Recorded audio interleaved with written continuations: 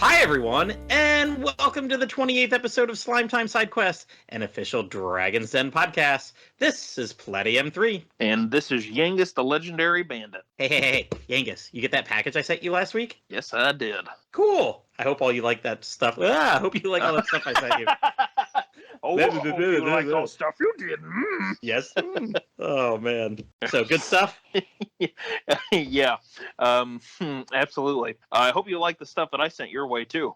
My belly sure did. My wife says thank you very much, too. She probably ate half of it. I wouldn't let her eat anything until I had one of them.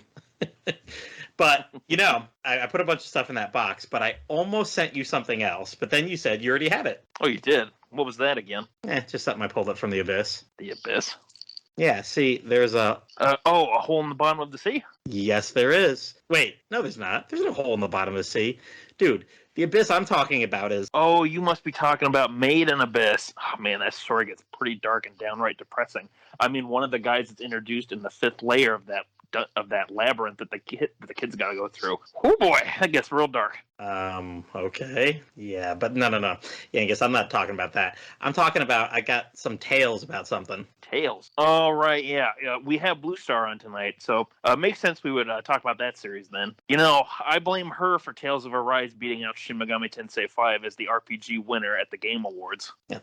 Game Awards. Those awards don't mean anything, Yangus. Besides, we're getting, totally off topic here. I mean, how's that any different than usual? Touche. Fair point. Now, see, Yangus, what I was going for, I was trying to say that Tales of the Abyss is on the horizon for us. Oh, right. Tales of the Abyss. Oh, of course. It's weird you want to go with an action RPG for our racing game this year. Well, you know me, just full of surprises. And actually tonight, all 3 games I'm going to talk about are action RPGs. Big surprise. We've ripped the Band-Aid off for Platty here.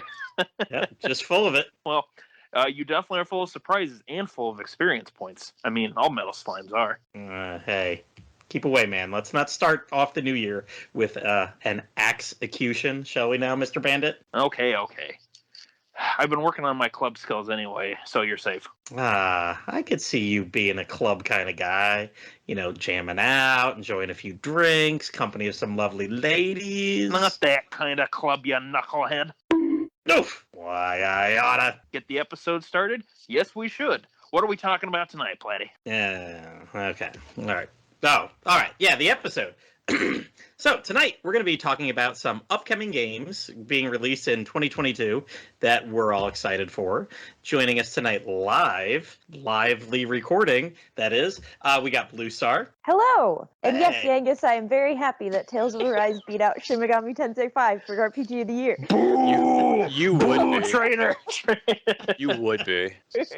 Boo-earns, I say. Boo-earns. Well, if we're booing and hear another voice in there, you're hearing Bururian. Sup? Hey. And we got Pendy here tonight, too. Yeah, I'm here too, I guess. And we also got Pendy. Hello. Tales of Pendy. Tales of Pending. Tales of the Pending Pendy. We're also going to have a remote person chiming in. We got MattCraft. He sent me some audio. He recorded his upcoming game that he wants to talk about. Couldn't be with us tonight. He's got to work tonight, so he did a little thing. We'll insert that somewhere when you hear him. That's where it is. But We need to have a little bell that chimes when when you insert his recorded part, just like a little ding ding. There he is. Ding ding. We need to have a MattCraft theme song. But you know what? We're gonna start right away. We're gonna go right with what's in our document here. Just like our opening script, we're gonna read word for word. But Bluestar, we're gonna start with you. Since last year you picked the game of the year, in January as one of the ones that you were gonna look forward to. Congratulations. Not to toot my own horn or anything, but I picked the game of the year and the RPG of the year. Oh, so well done. Double whammy. Which I was totally not expecting to happen, but it definitely is kind of funny to look back on the 2021 episode and notice all of that.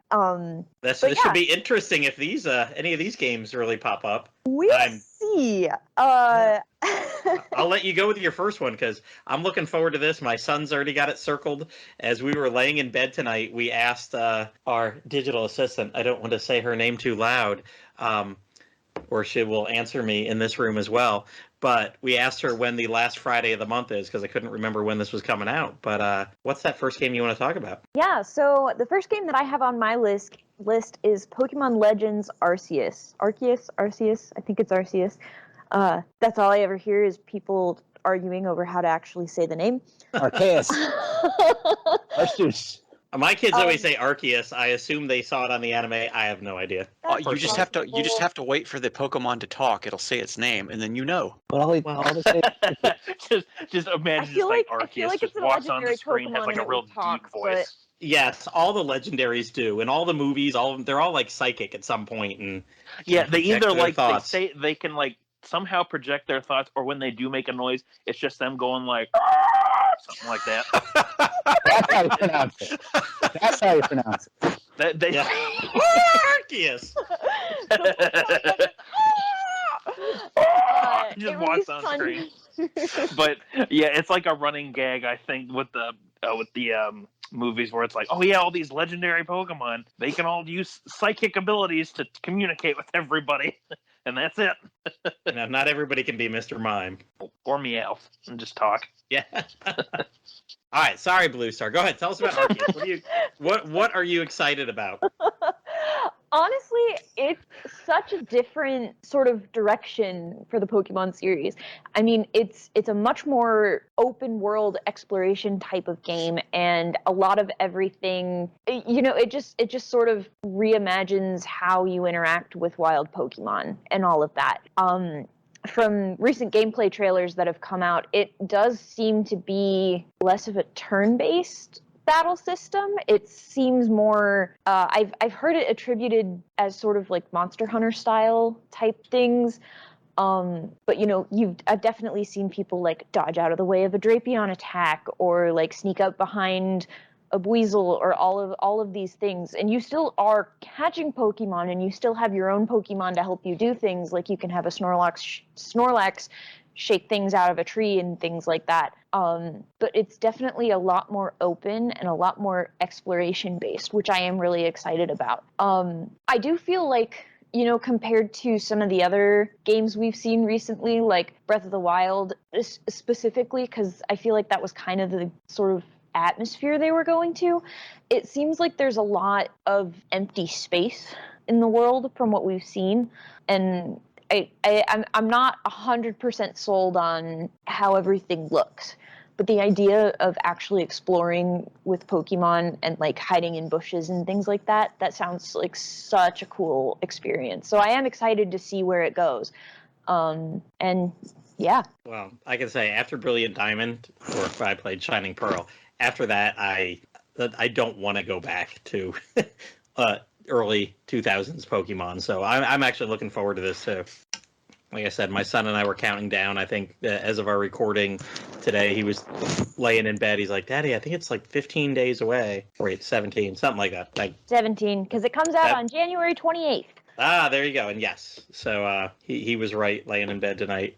Told him we had 2 more Fridays to wait, and we'll be swinging into Walmart 4 p.m. Friday. Pick it up for $49.99. That is what I love going to Walmart for, getting that discount on video games. Yep. I had somebody telling me the Pokemon store online was giving free shipping and an Arceus plushie away if you ordered it through them. And I went online, saw it, I was like, oh, cool. And then it like had a picture of the Switch box and Arceus like side by side. I'm like, wait a minute, is the Arceus plushie like 3 inches tall? Knowing a Game Freak or the Pokemon Company, probably.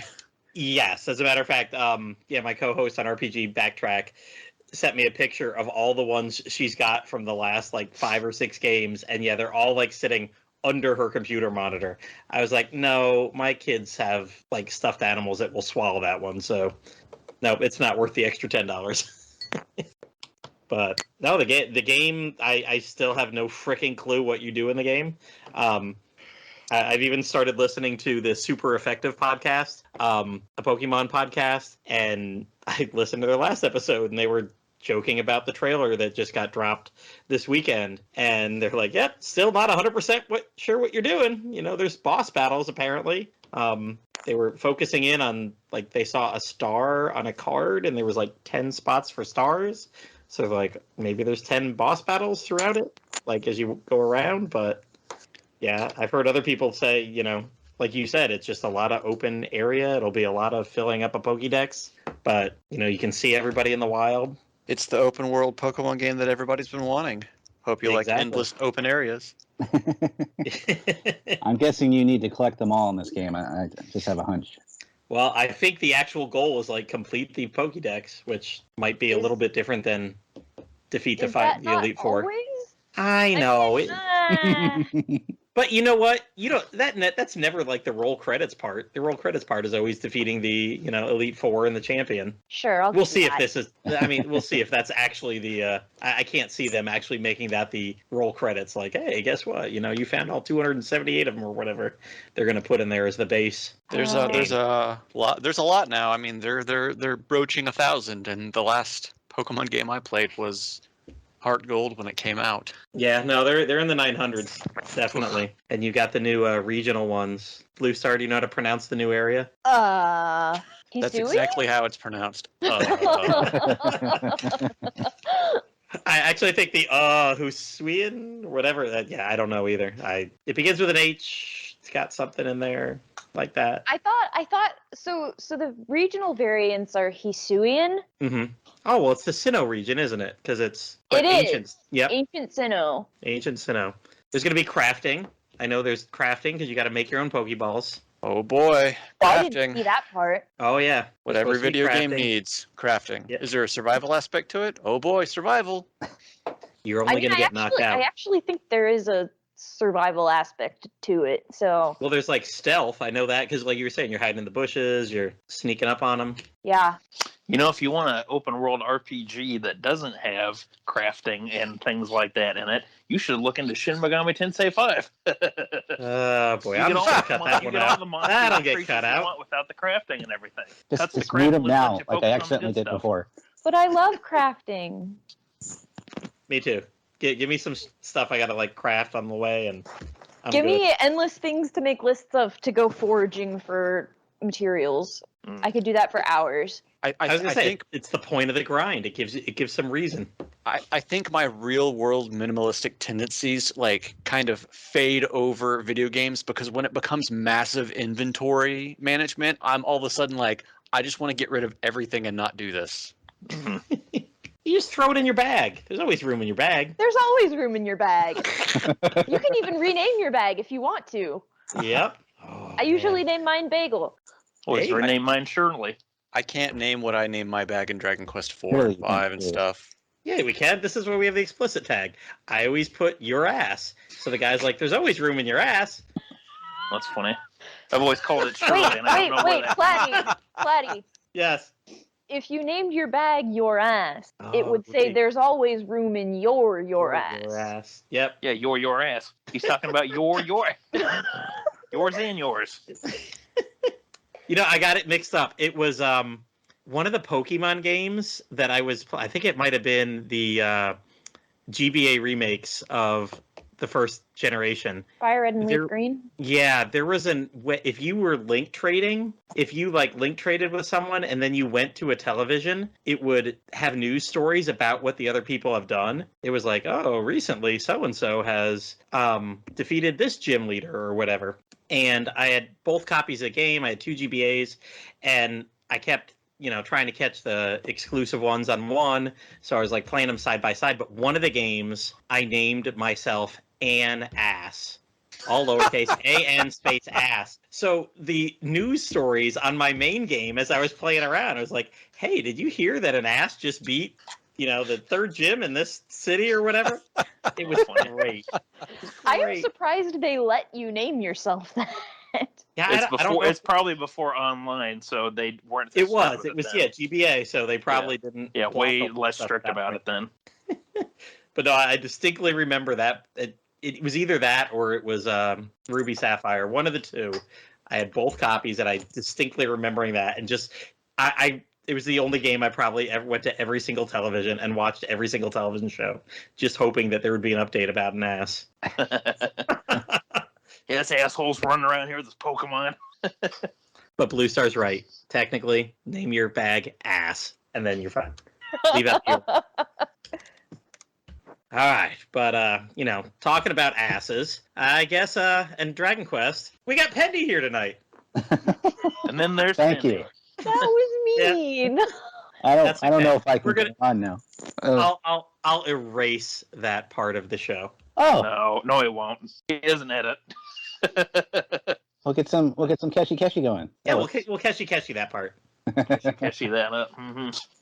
So my first game is the puzzle gacha game Dragon Quest Keshi, which was announced right after the Dragon Quest 35th anniversary presentation as having a Western release back in May.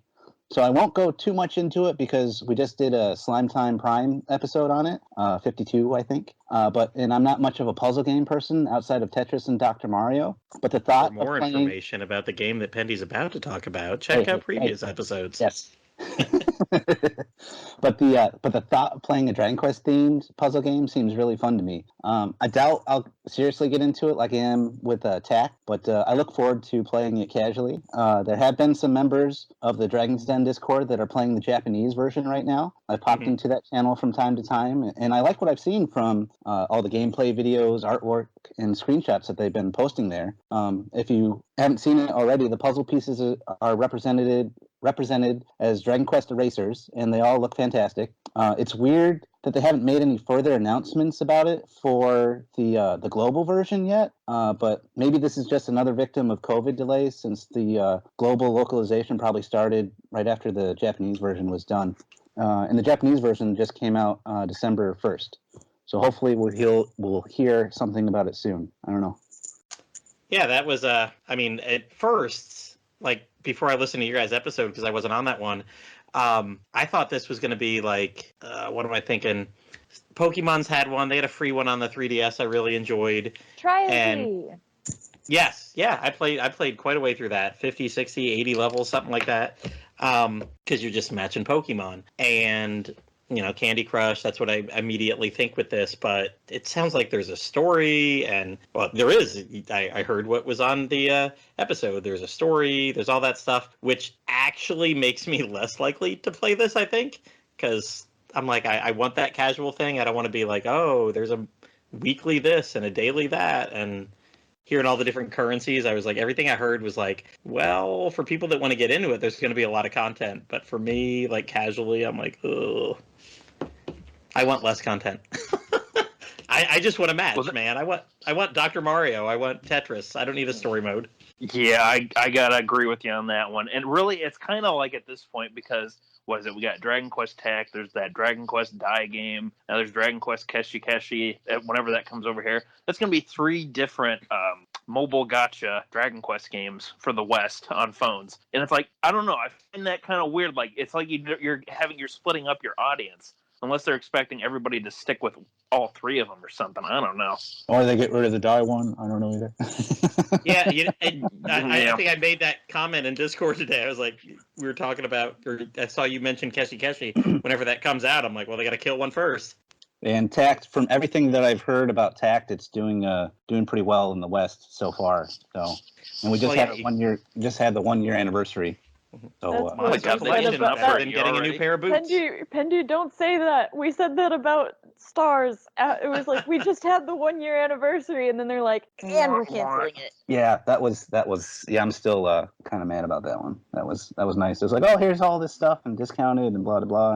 And what was it, like a month later, maybe a couple weeks later, they were like, yeah, not even a month. It was, yeah.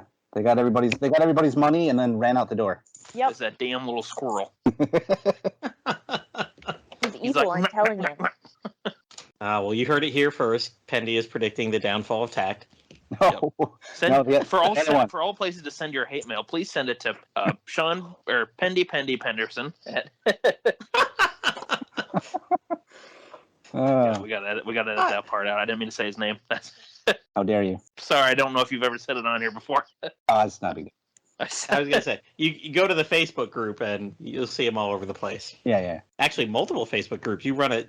What is it? You mod one of the the tact group, right? Yeah, big... there used to be 2 tact groups. Now there's the one, and I'm a mod on there, and then admin on the Dragon Questers Facebook group. I used to be a mod on your turn-based group, but you were too much of a mean boss, so I quit that one. So I couldn't handle it. Yeah, so did Yangus. Weren't you also a I mod quit on that the years memes ago. group? Fuck that place, man. What was that, Blue? Didn't Pendy? Aren't you also a mod on the memes group? Oh, memes yeah. Page? I was. I guess that's a page, not a group. Yeah, it was someone else created that, and I joined as a mod for it, and I made a bunch of mods myself. But then another group kind of took its place, and it's kind of died ever since then. Ever since slime posting came online, it's if you want to go for inappropriate Dragon Quest memes, that's the place to go now. So I What assume about- that means what if I anything want- involving Maribel, right? What if I want PG? She is just Dragon Quest contraband. memes? Don't post about her. It's Dragon Questers then. That's where you get the PG stuff. Okay. Yeah, I got to put a link to the Dragon Questers. I've never had that, but I've been putting more and more links in our show notes, so I'll have to do that, definitely. All right, so you know what, Pendy? I thought you mentioned a game that you were looking forward to this year, and I look at the list, and I don't see it on there. But Really? interesting. Which one? I thought you were going to put on Dragon Quest 3. Oh, yeah. I mean, we might, if we got time, we can talk about that. We can anyways. talk I'm about just it, not too. sure I if. think Bururian should talk about that one. That's a good idea. Well, hey, There is a vacancy in the there's there a we go. vacancy. Perfect. now that we have the corrected info, we know that it potentially is not coming out this year. Yes. Oh, yeah. Oh, really? Big Okay, controversy okay. over that one. But we've talked about games that didn't come out in the year before. Platty with Sports Story. Yeah. You should get Who knew that cough thing's looked good? at. Like that thing's on a 1.5 year delay at this point. My God, I wasn't expecting that. But okay, what I also wasn't expecting was to see a fighting game on the list. But Yangus, I guess I should have expected it. Go ahead and talk about your first anticipated game of the year. Sure. So for my first game, I decided to go with the King of Fighters 15. It's the newest entry in the KOF series and is currently planned to release on PS4, PS5, the current Xbox systems, like the One S, Supercalifragilisticexpialidocious, whatever it's called, and PC. The game mixes up the team format for the series. So typically for the series, you usually have the same groups of characters together. Like big one example is Team Japan, which is usually Kyo, Kusanagi, Benimaru, and Daimon Goro. This one actually switches things up with the tagline for the game being Shatter All Expectations, with several of the established teams no longer existing or having entirely different makeups. So, for example, like I said, Team Japan is actually no longer in KOF 15, and instead, Kyo Kusanagi, who's usually the leader of Team Japan, is now teamed up with his arch rival Iori Yagami and Chihiro to form an official 3 Sacred Treasures team, which is a shout out to the King of Fighters 97 and to the Orochi saga from KOF 95 to 97. The game also is going to reintroducing characters who have previously died off within the series. At the end of KOF 14, once the big bad called Verse is defeated, essentially he is like a tomb of sorts. Like all of these spirits and people from like the past of KOF and like other SNK titles have somehow gotten trapped within. When he's defeated, they all get released, and a lot of these characters have started reappearing in the world. One of these examples is Ash Crimson, who was the protagonist of the Ash Crimson saga, which was KOF 2003 to KOF 13, and the New Faces team from KOF 97, which a lot of people are excited about since those guys canonically have only been in KOF 97. They've been in the Dream Match games like 98 and 2002. But this will be the first time where they are officially back, alive and not just brought back because it's a dream match, do whatever you want sort of game. So that's pretty cool too. Hang on a second. So if they're bringing people back, does that mean we'll finally get Rugal back? I'm really hoping to God that we do. And not just like God Rugal, like the kind of dream match, whatever that was in Capcom vs SNK 2. Oh, that was a lot of fun. That one was a lot of fun because that one's the crossover with Akuma. If we get anyone, it'll be Omega Rugal, which is his not Capcom form. Because Rugal's been dead since like 95, 96. Yeah. So I'm really hoping for that, because with some of the endings too in KOF 14 and some of the quotes that Verse can have against particular characters, there are quotes that specifically relate to Rugal Bernstein and his relationship with some of the other characters, particularly like his former secretaries Mature and Vice. So I'm hoping that he comes back to his DLC or something, but as of now, he's not part of like the base roster. But if he comes back, I will eat my hat, because they hate bringing Rugal back. They'll bring everybody else back. Yeah, no, Rugal and Geese are characters that everybody loves them, but they never seem to want to bring them back. Geese will do it more than Rugal, but well, I mean, Geese was in he was in 14, but yeah, he's in 14. I liked his zombie DLC outfit. Oh yeah, it's based off of Nightmare Geese. That was pretty cool, because that's an old. That is the one thing about SNK real quick that they are pretty cool with, where if people in the fan base come up with names for characters, like nicknames, then they're usually pretty good about like sticking with that, which is where Nightmare Geese's names come from, as well as Mr. Karate, which is Takuma's alter ego. Like, that was not his name, his planned name, but the fans all called him Mr. Karate. So SNK is like, you know what? That name's kind of fitting for this like super serious persona he has. So you know what? We're gonna let him have it. But anyway, so yeah, this game is bringing back a lot of characters that people weren't expecting, and as I said before, one of the big taglines for the game is shatter all expectations, whether it's the team, setups, the characters, all that jazz. And SNK definitely has been living up to this with their reveal so far. Definitely the biggest surprise for everyone was the return announcement of K9, K9999, or just K9 for short. A character who was a blatant ripoff of Tetsuo and his powers from the movie Akira. You ever seen that? Yeah. SNK, they originally wrote him out of existence because the people who took over from SNK, so it's kind of, SNK has a weird history where they've gone into bankruptcy several times. And at one of those points, particularly when KOF 2001 came out, that's when K94 came along. And he was just a blatant ripoff of the movie Akira. SNK didn't like that, so they purposely wrote him out, replaced him with another character called Nameless. But now all of a sudden they're bringing him back because the character even calls out Kyo for being a fake, even though he's the clone of him. It's like, what the hell's going on? So it's definitely surprising. It's definitely surprising to see that they're bringing back K9. I think he has a new name now. I can't remember what it's called, but you can tell that it's him because he still has like the body transformations. He still has the same normal moves that K9 and Nameless could use. So that was definitely one of the character announcements that nobody was expecting. Gameplay wise, it's looking like it's going to be pretty similar to some of the other KOF games from recent years, particularly 14.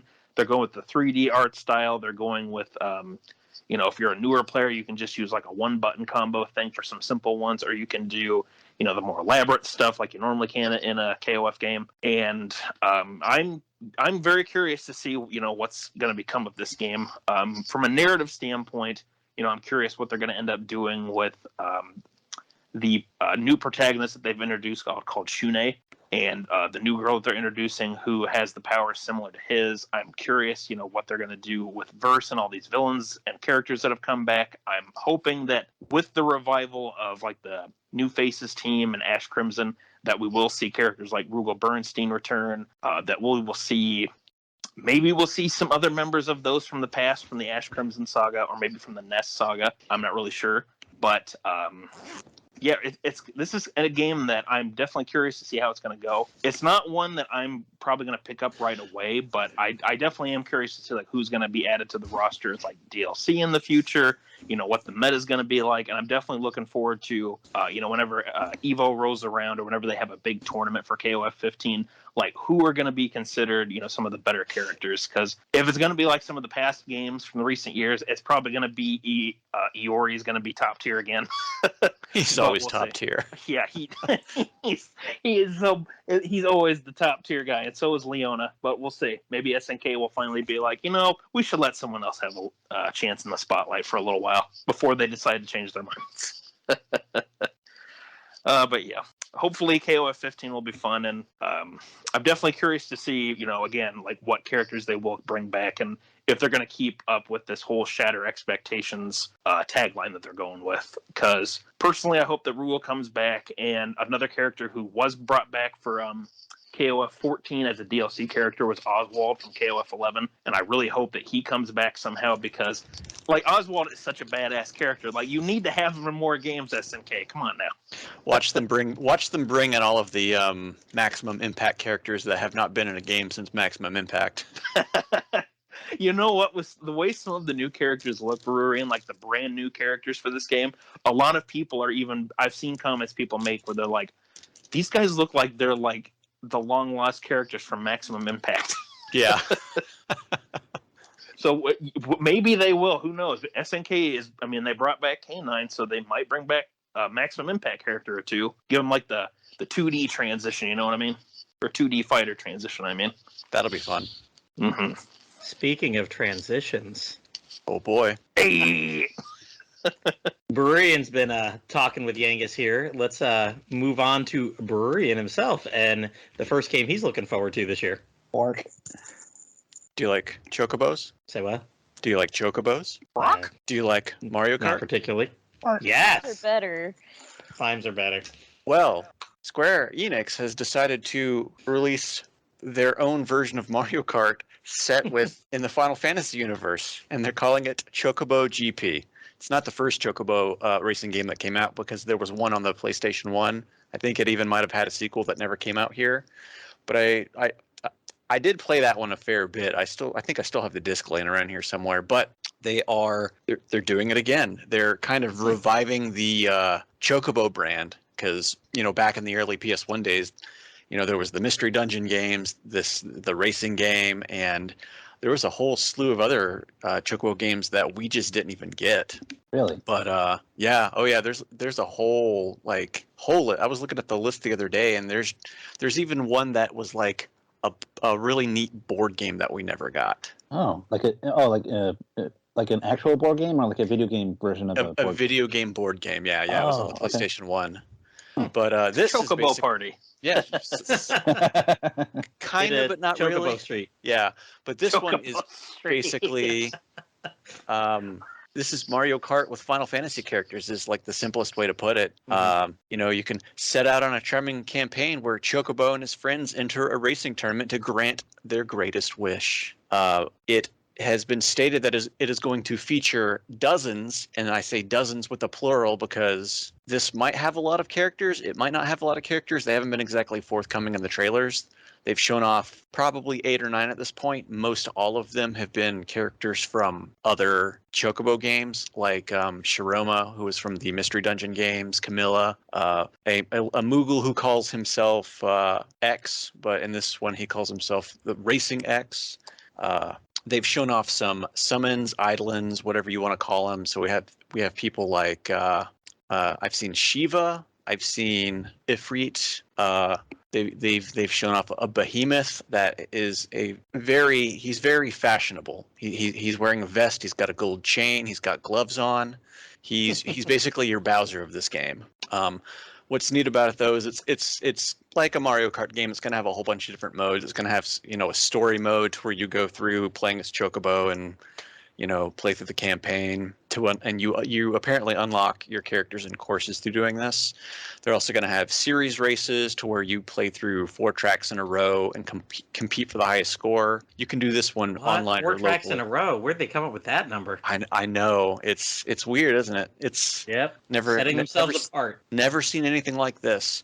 The neat thing is it's going to have online, so you can play it with friends. So it's not like they didn't completely ignore online and set this game out to die or anything. It'll have a Switch title. It's a Switch. I think it's also going to be on the PS4, but it's definitely actually no. I think it is just a Switch title. Well, probably now, but Square, they love doing their ports. Yeah, but as far as I'm aware, it is only a Switch title. Looking it up on Wikipedia here. So is Moogle X, is that like a Speed Racer reference? Yeah, that's that. It looks like it, doesn't it? Unbeknownst to Speed Racer, X is really his brother. And then they're going to have time attack mode, custom races to where you can, It's like Mario Kart. Like, I don't even have to explain it. It's Mario Kart. You know what this is. You know what you're getting out of this. It's going to just be set with Final Fantasy settings. Some of the other characters that they have shown off, I think the two that they have put at the front most is Steiner and Vivi from Final Fantasy IX. Yay! I'm glad you Vivi. mentioned them. So My they're, boys. no one's really talking about this game, and I don't blame them. It's not like big AAA, front of the pack kind of game that Square's releasing. They've been doing these kind of B and C lister games, and I really appreciate it. I really enjoy playing these games. But what's really fun about this is at the same time, they're going to release like a light version of the game that lets you play the single and multiplayer modes. So you can play the story mode prologue, and then you can participate in local and online multiplayers using like a limited amount of characters. So think of it as, I think in some of the Mario Kart games, you could piggyback off of a friend's game, I think on like Mario Kart DS, but you would play as a shy guy, so you couldn't select your character. Well, it's Yep, kind of that's like the one. it's kind of like that new trend where it's like Halo, where like you can play multiplayer for free, but then you gotta if you want the rest of it, you gotta pay for it. Right. You can also join in, it says you can join in local multiplayer races hosted by a player who also owns the full game. You're also able to participate in stuff like custom, not custom, but 64-player knockout-style online tournaments. And the coolest thing, this is always a plus in my book, is that if you wanted to try the game out before you buy it, all of the progress that you make in that light version will carry over when you buy the full version. That's good.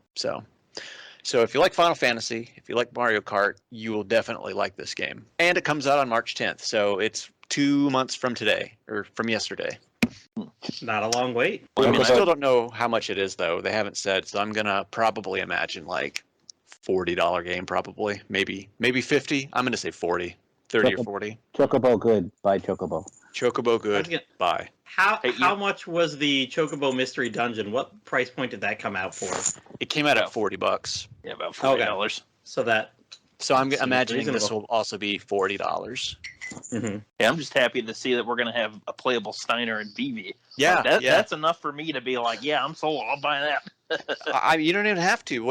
I'm going to buy the game. You could just get the light version and we could play online. Oh, we should. If a bunch of us get this, we should get like Discord matches going on and stuff. Yeah, exactly. I know, All you it'd have be to do one, is download the it'd light be one version. that I would buy. Like, this is one that, looking at it like the trailer, it's like, okay, yeah, this looks like one that I would enjoy and I would find worth picking up. Yeah. So in the trailer, in Mario Kart, how it's the rainbow colored question mark boxes, it's like Magicite, because that's the like magic items in some of the Final Fantasy games. So you'll get an item for that, and they haven't been too kind of detailed on all that there is and what each thing does. Just whatever you get in the trailer, and they've released like 2 trailers at this point. So this isn't going to be one of those games where you know everything about the game when it comes out. You're going to have to figure it out on your own. Collect the A crystals. racing game with mystery. Yeah, well, you got Racing Mystery, you got Mystery Racer X. So you got. I assume since this is a Final Fantasy game, there's going to be 4 cups total, and at the end of each cup, you have to race against the 4 fiends of the elements. One of the playable characters that has been shown off is God, I can never remember his name. Gilgamesh. Ooh. Yeah, I'm happy about that. So you may have to battle at the big bridge with him. Well, thank God. We can fight. We can race like men and ladies who dress like men. For Gilgamesh, it's racing time. Ooh, boy. All right. Well, there's a 1 March release title. I'm going to piggyback off that and talk about another March release title that I'm pretty excited about. I think mine's like the 22nd, 23rd. It's closer to the end of the month. But first off, as Bluestar brought up, had I not talked about it last year on this episode, I would have said number 1 right off the bat is Sports Story, the sequel to Golf Story. But hell, we're 18 months past the initial release date. I think more than COVID has killed this game. They were scheduled to come out summer of 2020, and here we are, January 2022. Still no Sports Story. Talked about it last year, so you can hear me talk about it then. But there is some like positive news about that. It got an eShop page, so probably not another 18 months, but got no release date yet. But what does have a release date? Oh, they're getting there. They're getting there. I mean, it's moving along. I was reading about the company, and apparently Nintendo had to like step in and like give them some funds or something, help them across the finish line for Golf Story 3 or 4 years ago. So I wonder if that's the case again. They just couldn't, development-wise, money-wise, something just couldn't get it finished. But I mean, they had awesome trailers a year and a half ago, and it looked like it was on. And they actually did a really awesome, like, sorry it's not coming out, we got to pause it for a while kind of trailer. But their social media is almost non-existent, and they did have something again. I think November, December, they had another little, we're still alive and coming out. And then the eShop page went up, so who knows? But again, I loved Golf Story. We'll be waiting on Sports Story again. But a game that I've been waiting for even longer is finally coming out. 9+ years now after Rune Factory 4 released on the 3DS, finally Rune Factory 5 is coming. At the time, the whole team that was working on Rune Factory 4 and the Rune Factory series was let go. Was it Marvelous or whatever, kind of disappeared in Japan at the time, so kind of thought the Rune Factory series might be dead, but it did get revived a couple of years ago with the Switch port of Rune Factory 4, and now Rune Factory 5 is out. It's been out in Japan for, I want to say, about 6 months now, and all I'd heard about it so far is from people who said they haven't heard good things. And I was like, oh, damn. So, and I went online, and the only reviews I could find through Googling were one from Korea and one from China. And I went through the Google Translate versions of those. And like both people, I think one gave it like a 6.5 out of 10. The other one gave it a 7 out of 10. And honestly, it doesn't sound so bad. Basically the some item management and frame rates were like the biggest kind of thing, technical stuff. So you know what? Crossing my fingers, a 6-month delay until it comes out in the United States. There's going to be same-sex marriage. That was like something big that they focused on changing from the Asian version.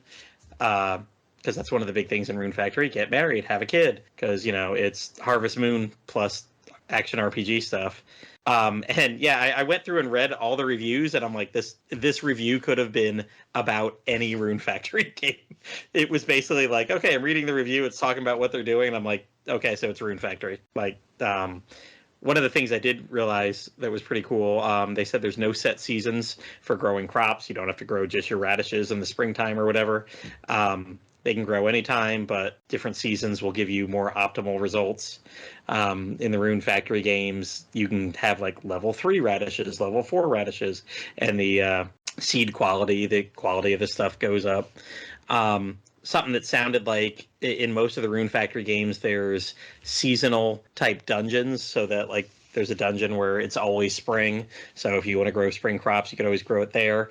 It looks like that might be put onto farm dragons. I saw an image of a dragon flying in the sky that looked gigantic, and it said something about multiple farm dragons will be obtained during the game. It allows players to farm on the dragons' backs. It's the equivalent of expanding your fields. Other than that, again, sounds like pretty modern Rune Factory. You can recruit monsters. They can do farm chores. You could bring them with you into battle. Combat sounds pretty much the same as always. It's action RPG stuff. I mean, I think something that always gets lost in the Rune Factory games is there's so many different ways that you can battle. They actually have 8 different weapon types in the game. All of them play differently, from lances to swords to twin swords to long swords. Usually there's a magic staff, and crafting. There's usually like 30, 40 different ones of all those weapons. So, you can go way deep down the crafting tree with any weapon type you want. Let's see. Yeah, the couple of the things: frame rate issues, choppy battles, lag in movement, precise farming was an issue in 2 of the reviews. So, that actually doesn't sound great. I can see where that got brought the thing down. But both the reviews I read, a decent amount of NPCs, bringing up the town map. You can see where everybody is. That's great. I think they've had that since Rune Factory 3.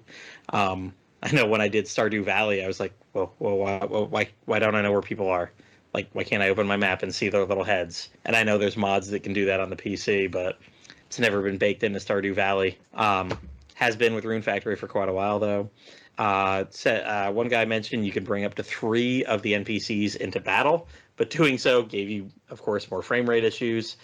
You can have combo attacks with the NPCs. That sounds something new. At least like the modern ones, they can level up and they can equip stuff. I know it was always kind of clunky in Rune Factory 4. You just walk up to someone with the sword in your hand and like throw it at them, and they'd be like, "Oh, cool!" and then they'd be equipped with that sword. There was not really a lot of like item management. You just you wanted them to have better armor. You picked up your armor out of your equipment and just like threw it at them. That's wild to me though, that bringing just a third person causes frame rate issues. Oh, I think they said you bring up to 3 others, so getting up to 4 party members then would be frame rate issues. So. Oh, I see. Yeah, and I could see where they would finally go up to 3, because even in Rune Factory 4, you could bring 2 party members with you.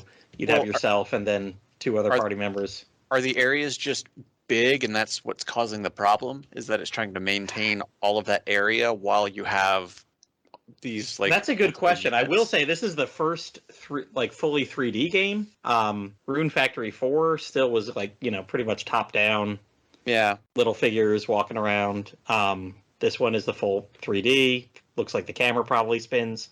So that's a lot of new modeling kind of stuff. Yeah, it could just be one of those things of they're just trying to figure out the best way to, I guess, handle that stuff, like deloading areas that aren't on camera and reloading them and stuff like that. That's the best way to handle that stuff usually. Battle animations and, combo attacks probably have like, special effects and everything. So, but I mean, reading through all this stuff they were writing about, I'm like, yeah, this just reads like what's been there since like Rune Factory 2, Rune Factory 3, Rune Factory 4. If you're an RPG fan, you like to see numbers go up. And in Rune Factory, quite literally everything has a level. You have a sleeping level. Like some days you'll just wake up and it's like, ta-da, sleeping level went up because you've slept enough times, or you're just walking around. It's like your walking level increased. And you get even more well rested. Exactly, and that's like reflecting real. That reflects real life, because the older you get, the better you are at sleeping. Yes, you are. And the converse is true. My kids are always up and freaking bugging me in the middle of the night. Sometimes I wake up and there's like a kid in my face. I'm like, whoa, 3 a.m. What the hell are you doing here? So, yeah, I mean, it just sounds like another, it's the Rune Factory formula. It doesn't look like they're going anything out of the ordinary. It looks like they're, just taking it to fully 3D.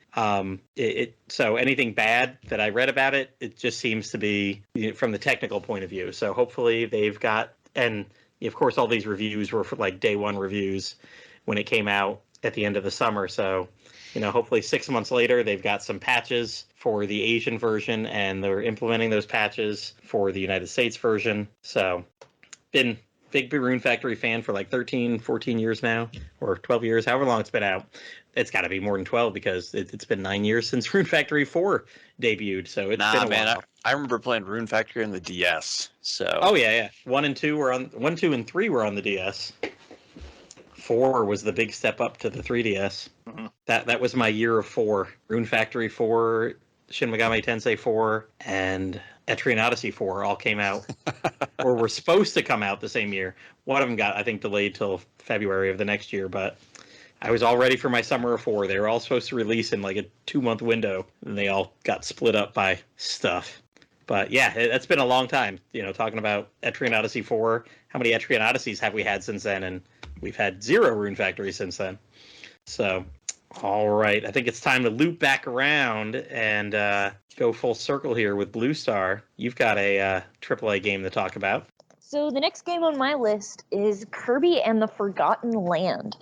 So there's not a whole lot of info out about this yet, which is surprising because it is slated for a spring 2022 release. Do you think they forgot? Gosh, I sure hope not, because what I could find looks incredibly charming, and I'm actually very excited for this. So from the trailers that I have seen, it's an actual full 3D Kirby adventure. It sort of looked to me like Super Mario Odyssey meets Kirby, which, those are both things that, like, I can't think of anything bad to say. So it's not Kirby on rails in 3D. Is what you're saying. Correct. So yeah, and as far as like a full 3D Kirby adventure, like that doesn't really exist in the main series. The only other games that I can think of that actually had 3D motion are Kirby Air Ride on the GameCube, and that was a spin-off that was mostly a racing game. And the other one is Kirby's Blowout Blast, which basically they took a mini game from Kirby Planet Robobot and made it into its own game. So there's some obscure Kirby trivia for you. I played that one. That one's a lot of fun because it's like a score attack kind of thing, and I like that. So yeah. So yeah, there's a lot of really cool things that I've seen in the limited things that are out for this game. One of the things I did come across that was funny is that according to ESRB ratings, people are expecting Kirby to have a gun in this game. Oh my God, he's got a gun! Kirby's packing heat. I mean, hasn't he piloted tanks before? Yes, but he piloted a mech in the last one. But now he might have a gun, so people are losing their minds. Kirby's got a gun. Kirby's got a gun. Yeah, what I've seen Kirby's screenshot wise of the Kirby game, it looks very ephemeral to me. Mm-hmm. And it's very whimsical, very kind of, you don't know what to expect, but I assume you will know what to expect. Like a gun. Yeah, actually, a lot of the scenery that I've seen in the trailers, it kind of looked like an overgrown, like post-apocalyptic modern city. Right. So it looked like something out of The Last of Us. Now, see, I'm thinking it's gonna be the future of New Donk City from Mario Odyssey. It just overgrew with plants. There's no more humans anymore, and just the Mario species all evolved into Kirby species. It's all just coming together. Mario is Kirby's ancestor confirmed. Yep, both platforming stars. Mario loves pasta. Kirby loves to eat. There we go. Here's a connection. And in this forgotten hellscape, Kirby You got must a gun. resort to guns, yes, for survival. All right. Anything else, Bluestar? Or we just don't know a that's lot about all. it? Yeah. We just don't know a lot about it. Mm-hmm. But I do hope we actually see it on time, which is spring 2022. Yeah. Well, Nintendo's been kind of weird about that too the last few years, where they'll announce a game like out of the blue like that. They won't talk about it, but then like right before it comes out, they just bombard you with information about it. Because they did that with Paper Mario, the Origami King. They did that with Mario Party Superstars, where they just revealed that out of nowhere at E3 last year, and then they didn't really say anything else until like right before it came out. So they've been kind of odd about that. Yangus, or they go the other way and they go, oh hey, we've got this new game and it's out in 2 weeks. Yep, they've been very weird about that lately. So, and they've also got Arceus, which here we are 2 weeks away, that we really don't know much about either. Yeah, and that's really bizarre. Going back to that game real quick, I find it weird that they're releasing Pokemon Arceus like only a few months after the remakes of Diamond and Pearl came out. That seems really close together. It's like 9 weeks. It's about 9 weeks. Yeah, I saw a post online that even though it was kind of more meant in a jest, it's kind of true, because it was like, that meme where it's like, oh, Mom, can I get blah, blah, blah? No, honey, we have blah, blah, blah at home. Then it shows the thing at home. And it's kind of that case where kids are going to be going up to the parents and are like, hey, Mom, there's a new Pokemon game out. I really want to get it.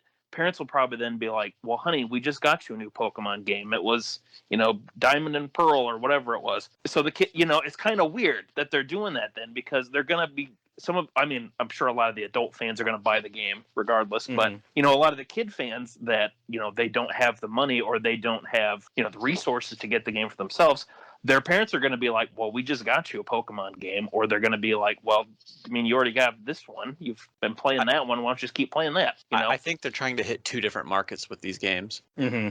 That's what it is. Like Shining Diamond, Brilliant Pearl, or whatever they're called, they're definitely aiming the bless you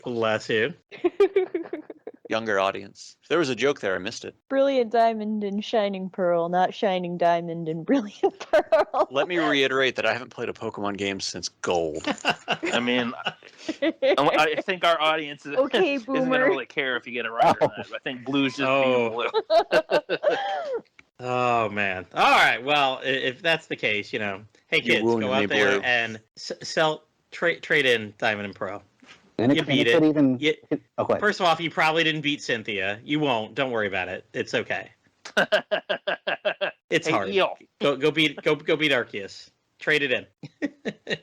All right. Well, a game that talk about we don't know much about and should be coming out this year. We're gonna go over to, and I'm gonna make sure I get the name right because Pendy, you didn't even have the proper name right. We're going to next talk about Infinity Strash, Dragon Quest: The Adventure of Dai. Oh, the full name, being so formal. The full name. But yes, I am going to be talking about Infinity Strash next. And for those who aren't in the know, because the name confused the heck out of so many people when it first got announced, Strash is specific to the manga. That's where it comes from. And it's basically they took the word strike and slash and put them together to make Strash. So that's where that comes from. But like Platy mentioned, it was supposed to come out in 2021, but it recently got delayed.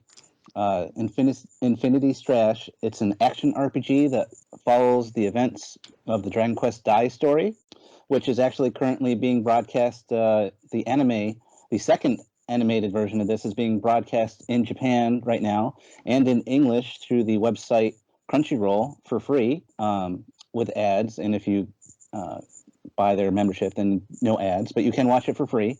Episode 64 actually just aired this past weekend. I also just saw today that the first few volumes of the Dragon Quest Dai manga are now up for pre-order. Just saw that on Amazon. So the first volume comes out 1 March, the second comes out 10 May, and the third volume comes out 12 July. I'm very excited about this, about reading this and collecting these volumes of the manga. I haven't read the fan translation like some other people have, but it's What? I'm looking. Come on, there's like 6,000 pages out there. Get going. But what's interesting is, you explained Strash, and I remember listening to another podcast, and they were talking about it when this got announced. God, what, like more than a year ago, right? This was quite a while ago. Yeah, back in 2020 sometime. Yeah, I want to say it was fall of 2020, like because they announced the anime and this game and like an arcade game all at the same time. Yep. And the mobile game. Yeah, because they were going to do the anime and 3 games, so mobile, arcade, and then Strash. And I heard people like laughing about it, like, "What the hell kind of word is that?" I'm like, "Well, let me tell you, I've read the fan translation. You were in the know. Yeah, they have a whole just page pushes up glasses discussing that. Because if you read through the fan translation, I think they start with Strash, and then they went to Slash, and then they went back to Strash because there was back in the original manga, there were actually some pages and some things translated into English. So as the fan translations were going along, suddenly, they're like on volume 4, and we're like, oh crap, they actually called it Strash. Whoops, let's go back to translating it as Strash. And it explains it as, what you just said. But go ahead. More about Strash. You trying to explain that there when you were like, well, let me tell you. I just imagine that's you setting your computer just like, well, pushes up glasses, gets ready on the keyboard. Actually. Papa Smurf, we said about Strash. Papa Smurf is always right, and he's never wrong. Oh, but go ahead, Pendy. Sorry.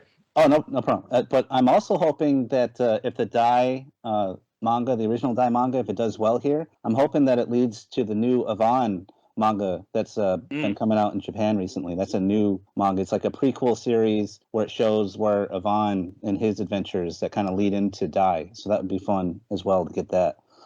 But during the Japan-only side of the Dragon Quest 35th anniversary presentation, they showed some new screenshots of the game, and that was about it. Not a whole lot of information. But during Jump Festa this past December, they came out with news that the game has been pushed back beyond 2021 to a yet-to-be-announced date. I'm assuming it might be 2022, but who knows? Apparently, there was a lot of negative feedback about the graphical quality of the game, and they've gone back and kind of done a big redesign. Also, during Jump Festa, they teased the game and kind of showed it off a little bit.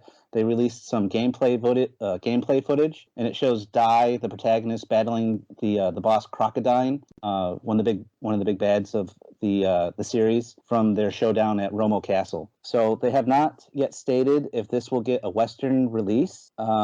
Or which systems this game is going to be for yet either. Though I would be shocked if we didn't get a Western release, considering they released the mobile game out here. You gotta think with the anime and the manga and the mobile game, like they're setting this up to be a thing. Exactly. Like we have the anime, the new anime in English that's being released here. We're getting the original manga. We've got the mobile game, so I'd be very shocked if we don't get the console game as well, or maybe PC. That might be on PC as well. Who knows? I could have sworn that I saw that it was going to be on the PS4, but again, that was a year and a half ago. Yep. Yeah, they've been very secretive about that. Like even when they did that, all the news of the Jump Festa, they kept it all like vague, and they didn't say like where it's going to come out for. So yeah, I mean that seems very weird. Like they know, like they're developing it for a system. Why wouldn't you just say like, hey, maybe they want the benefit of that? I mean, maybe they wanted to finalize like whether or not they were going to put it on the PS5 as well. And I'm guessing that's true. It's probably going to be on the PS5 now, especially with this delay. So, and they I could see them going the route of like with Dragon Quest Heroes is in Japan, it got a PS3 version, but here we only got the PS4 version to where we might only get the PS5 version, but then Japan gets the PS4 version that we won't get. Oh yeah, that could be a possibility. Kind of like Persona 5 too, where there was a PS3 version of that back in the day. We got the PS3 version of that one over here. Plattym was got to bring. Oh, did Persona, we? I see. Yeah. What do I know about it? I still haven't played that game. Past 10 hours.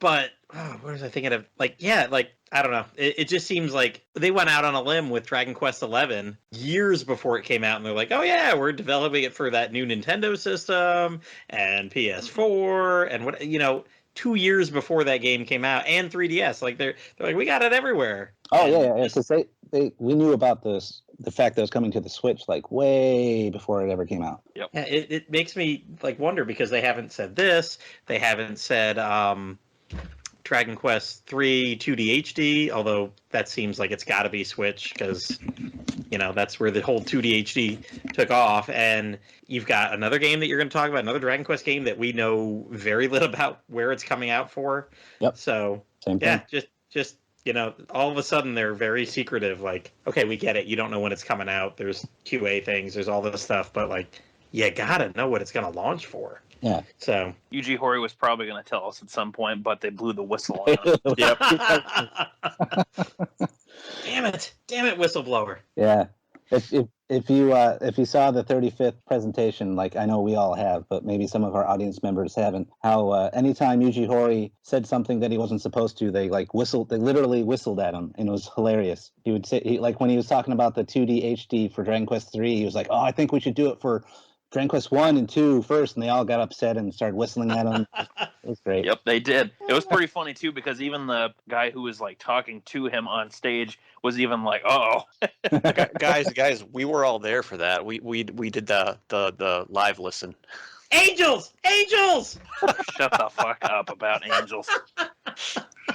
Oh, that was a roller coaster. If I ever hear that word again, I swear to God.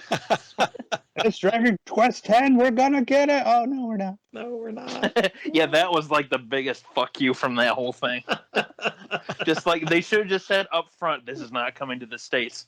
They got our hopes up, man. They said it after.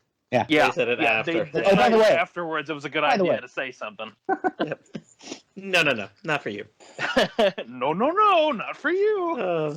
But so, back anything else about the game, Pendy? Oh yeah, back to the die games. So one game of that whole series of games that they're developing and have developed that I know we won't get is the Dragon Quest die arcade game called Crossblade, and they put a little X instead of the C for cross. It's a card collecting game, which, as far as I know, really aren't much of a thing out here. The arcade game is basically a continuation of the Monster Battle Road arcade series. And what's funny is that you mentioned Marvelous, who used to do Rune Factory, and I looked him up, and I was like, I know I just saw that name. And it's because I was looking at the Monster Battle Road stuff, and they actually developed the last Monster Battle Road game called Victory Scan or something like that. for That the was the one that arcade. was on the Wii. Yeah, so they were actually involved in developing that. I actually have one of the cards from that game. Nice. Which one? What monster? Or I think it's a Corvus card. Oh, awesome. Yeah, I got to play that. I got to play the arcade version. I don't know which one it was because there's been 4 of them. But I got to play that a couple times in Japan. It's a lot of fun. I wish they'd come over here, but that's never going to happen. I imported a copy to try and play it on my modified Wii, and it just didn't work out. I don't know how the Wii version plays exactly, but when I was playing the arcade version, like I know no Japanese whatsoever except for like thank you, hello, goodbye, excuse me, and it wasn't that hard to be able to figure out what to do. It was very simplistic. I think they had like a younger age demographic that they were shooting for with that arcade game, maybe. So yeah, that would make sense though, because I know Yuji Horii has always said he's wanted to make the Dragon Quest series easy for everybody to understand. So that's a good sign of development and a design on the team's part, that they were able to make it easy enough for you to understand, even though you don't understand it, or that you can't read or speak Japanese. What the language is, and was able to get through it just fine. But I mean, the arcade game, there's not really any story to it. It's just a bunch of battling, and the controls are very simplistic. So that's fun. You get all the cards and getting like Dragon Quest hero teams to come in and kick some butt. It's good fun.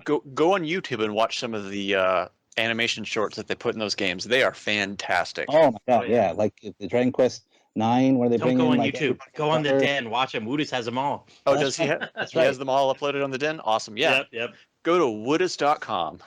Yeah, but they don't have any /den music with it though. Oh, they don't.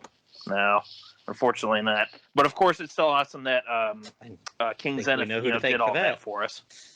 Because King Zenith was just to give him the credit for it too. On his channel on YouTube, you can actually watch most of the in-game clips from the Wii release. So I don't know if there's any more that he got from like the arcade, if there's any arcade exclusives, or I don't know. But if you go onto his YouTube channel, you can watch all those cutscenes and some other stuff from Dragon Quest games too. So it'd be a way to support another member of the Den if you go onto YouTube and watch them there. Nice. But yeah, I'm looking forward to playing the adventures told in the Die story on this in this Infinity's Trash game. So, and I know the story is way too big to fit into one game. So hopefully it will do well, and there will be a sequel to keep it going. So we'll see. So is it actually like original story that runs along or within the Die anime itself? I haven't seen enough of it to know. My impression so far from the trailers that I've seen is that you're basically going to play as Dai and his companions, and you actually go through the story of the manga or the anime, depending on what you're into. Okay. I could be wrong. There might be an original story, but as far as I can tell, it's just you're playing the story of the original story of Dai that's been out there.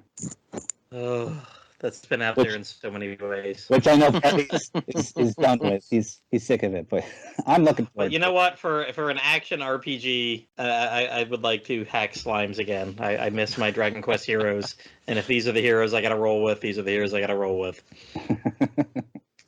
But Yangus is going to roll with some other kind of heroes. We mentioned the HD, 2D, 3D, whatever, 3D, HD, 2D. Yangus, what's your second game you're looking forward to? Well, the second one that I'm going to talk about is called Triangle Strategy. It's You thief! You thief! Yep, got to piggyback on old Yangus's back. It's all nice and fuzzy because I got that fur vest on, I know. This was also my number 2 game, so we'll combine you two. Yes, we'll both talk about it. Yep, like I said, you're probably gonna have more to say than I do. But so Triangle Strategy is the newest game from the Octopath / Bravely team. I don't know if they're 2 separate ones. I don't know. But it's the newest game coming out from these particular developers from Square Enix. It's slated for this year in March, I believe, or maybe later. It is March 4th. March 4th. Thank you. Yes, so March 4th of this year. And it's what I like to it's one of the games that I like to call being part of the Games with Silly Names Club from Square Enix. We have stuff like Octopath Traveler, Bravely Default, Triangle Strategy, which everybody was surprised they actually did stick with that name for the game. One of our other podcast guests, Evan, or Eel, as I always call him, we were actually talking about this on the Discord of other possible names for future titles. And I think my favorite one that we came up with was dodecahedron fantasies. Like we just kept coming up with different shapes and combinations of things just to make up. So, like Hexagon Dream was one of them. But yeah, so this is going to be the new game in sort of the weird title club from Square Enix. It's memorable though. It is. You definitely remember it. So it's working, whatever they're doing. But so the game takes inspiration from Final Fantasy Tactics for gameplay, and takes inspiration from Fire Emblem for characters being affected by choice. Unlike Fire Emblem, though, well, as far as I'm aware from trailers, the way that characters are affected by your choices mainly comes down to story choices that you make, and those will affect like what allies you team up with and what ones will be against you as you journey, through the game and go through the story. The game is using a graphic style a lot like Octopath Traveler and like Dragon Quest III HD 2D is going to be using, where we have these detailed 2D sprites for characters in this 3D styled world that also has sort of this graphical kind of pixelated look to it. So if you go on YouTube, watch some footage like Octopath Traveler, or watch one of the trailers, you'll see what I mean. Kind of hard to explain in words, but basically, like everything but the characters are kind of presented in this 3D pixel style of sorts. Game's also going to have, full voice acting for the characters. There are three, with it being called Triangle Strategy, there's three different factions or three main factions, I should say, or maybe three main kingdoms is probably what they are. There is a backstory that's given to you in one of the demos that's available for the game. I purposely not been really paying too much attention to this one, just to kind of go in blind as I can. But I do have to say, from having played the initial demo that came out for the game, I wasn't super blown away by it.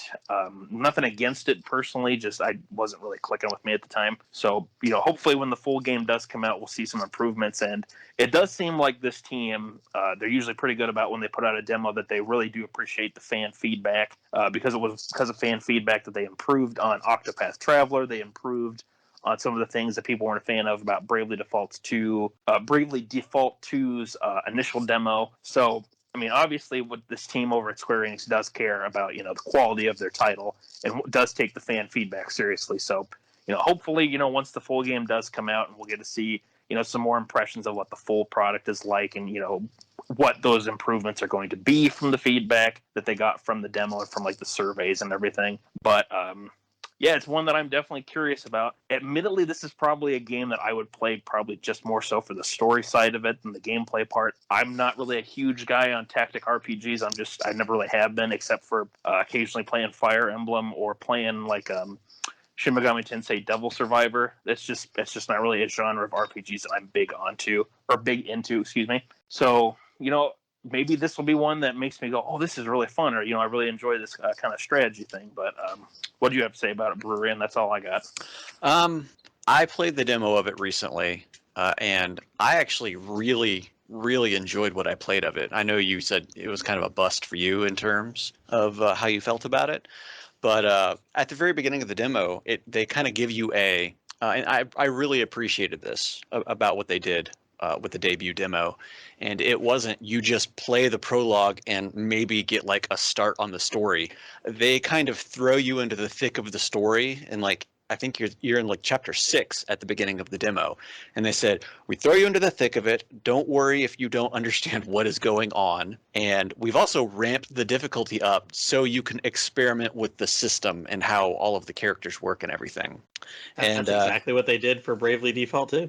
Yeah, and I really appreciate that, because it's like I don't want to play the beginning of a game in a demo and then play the game again and have to go through the same crap again. It's just like either let me transfer the save to the game and just keep going, or just give me a selection of something out of the game and roll with that. But things that I very much appreciated about it was, as Yangus has already mentioned, the HD 2D style of it. I absolutely love that. This is like a style that I am going to forever love. This is when I was a kid, this is what I imagined like high definition graphics would be.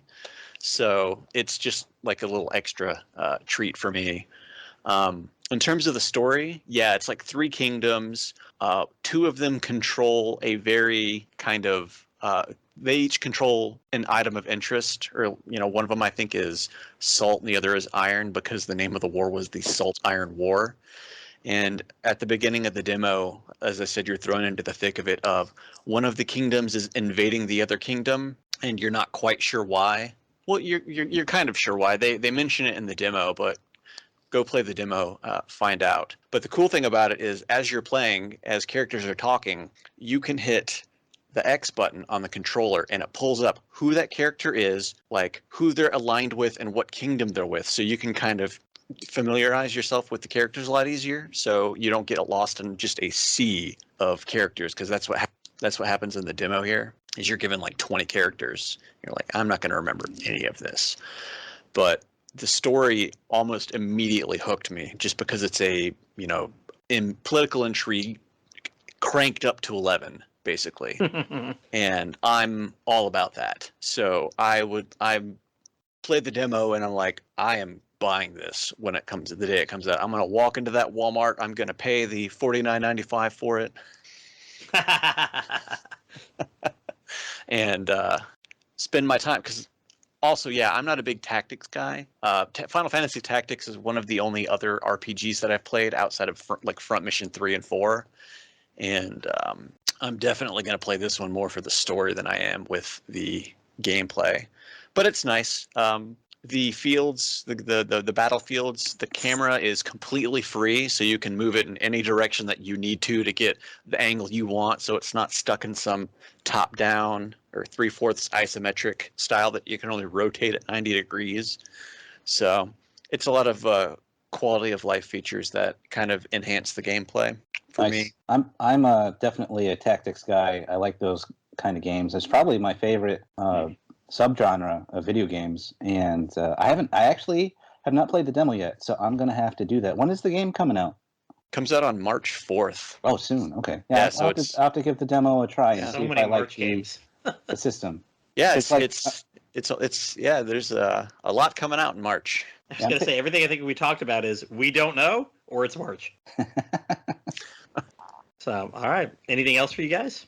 I think that's pretty much it for Triangle Strategy. Now on to It's a Hexagon strategy Dream. game with Why is it not a strategy game with living triangles? I don't understand. This is false advertising for that title, man. Well, you see, with it being called love Triangle, with it being called Triangle Strategy, I thought it was going to be like a Fire Emblem-esque system with the weapons. I was kind of expecting that, and I went in, and it was, oh no, it's 3 kingdoms at war with each other, and I go, oh, that makes sense. Yeah, really, it should have just been a battle between pizza slices, between pyramids, and between something else that's triangle shaped. You know what I mean? All right, enough of your pyramid schemes here. It's a reverse funnel. A reverse. Yes, the Funnel Kingdom, of course. And the theme song has to be Triangle Man by the Mighty Jones. There we go. See, it writes itself, Square Enix. Come on now. All right, well, the second game I got to talk about, I don't know if Bururian's got around to giving the first one a try. We mentioned this, I think I mentioned this last week, because somebody was brought up the, what is it? There was a pinball RPG. Yeah, that was me. NES. That was you that brought it up, yeah. And I was like, oh, well, have you ever played Rollers of the Realm? I played the demo last night. How'd you like it? I enjoyed the hell out of it. Nice. Like, I'm gonna have to get the game. Like, that was a lot of fun. Yeah. So the game he's talking about, Rollers of the Realm, it's on Steam. It's on the PS Vita. I remember hearing about this game, golly, like 4 years ago. It was an offhand comment on a podcast now that I co-host, RPG Backtrack. They were just chit-chatting at the end of the show, and someone's like, oh, well, there's a pinball RPG out there. There's RPGs about everything. And I was like, what? And totally forgot they mentioned it. And in a weird, like, kind of deja vu thing, driving in the exact same place that I had been listening to that podcast 2.5 years ago, driving outside of Brevard, North Carolina, and I was like, oh, yeah, we took this path to this waterfall before a couple of years back, and I'm like, I remember listening to that podcast. Oh, pinball RPG. I got to look that up. That night I bought it on my Vita, and, I mean, it's a, like, 5, 6, 7 hour game if you just go with like the one main, or there's a main story you can go through. I mean, you can go back and do all the levels again, and there's a class system. but it is an RPG and it's pinball. You got to hit people with the ball. You got to hit certain areas to open doors. You hit places to advance. Like at one point, it was like, oh, you know, you got to storm the castle, but you start off in the market and you're like little guys are kind of walking towards the flippers and you're hitting the ball into them to kill them. And then you got to bust down the door to the gate to get out of this area and go into the next area and break through the guard tower and get into the castle and go up the stairs and down this way and everything. It's a fun little game. I mean, it like I said, it's got about 5 or 6 hours of content. And looking at the Steam page for the second one, Rollers of the Realm Reunion is coming out this year. And I was just talking to someone about some early access today through RP Gamer. So, I mean, this doesn't seem like something that's not going to come out this year. They're getting ramped up. They're ready for it. It's just really cool. I was reading, I'll just kind of lead off the stuff they had on Steam. I watched a little bit of the live stream of the first chapter that they came out with back in November. I mean, it's arcade pinball. You got a party-based RPG because there's like... oh my gosh, I want to say how many different character rosters are. I want to say there was something like 9 different people that you play as, but the people are pinballs, and each one is different. Like if you're the thief, you know, it may not do as much damage, but the ball may move faster, and it's a little bit smaller. If and you're it the steals big money from people when you hit them. Yeah, I mean, it's got all the mechanics that you would expect, but it's all in that ball hitting people. Like the tank guy was like this big, slow-moving ball, like the paladin or the guard or something in the first game. It was just this big ball. And I'm pretty sure you could do it in the first game, but the second game boasts that you can hot swap. So, like, yeah, you need some money. You play as a thief for a couple minutes, pause, hit a button, select your other character, and boom, hot swap into that ball flying around. Oh yeah, that you do that in the first one. You you cradle the ball in the flipper, and then you can swap between the other characters that you have. Yep. If they're not captured. Correct. Yeah. There's story reasons why certain ones are only available at certain times. Oh, this one's only got 5 pinball heroes in the second one. They each have unique physics, stats, traits, items, and upgrades. Because there's skill systems through these. Fight enemies, navigate maze, solve puzzles. Some of those were annoying in the first one. I mean, not for long. It's like, my God, how do I break down the door? Oh, I have to hit this button, but I can only hit this button if I get it into this corner and it comes down this way and I hit that way. I mean, it's like a pinball game. Like you play any pinball game in the arcade, there's so many things up there on the board and so many little buttons and things that you need to be able to do. Well, so does this game. It's just you're battling little guys walking around too.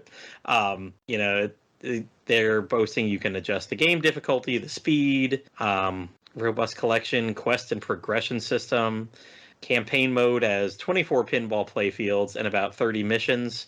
That actually sounds about as long as the first one was. So, and they have ranked modes. They have, I love this one. They have couch co-op. Like you can play one flipper, the other person plays the other flipper. I love it when games do that kind of thing.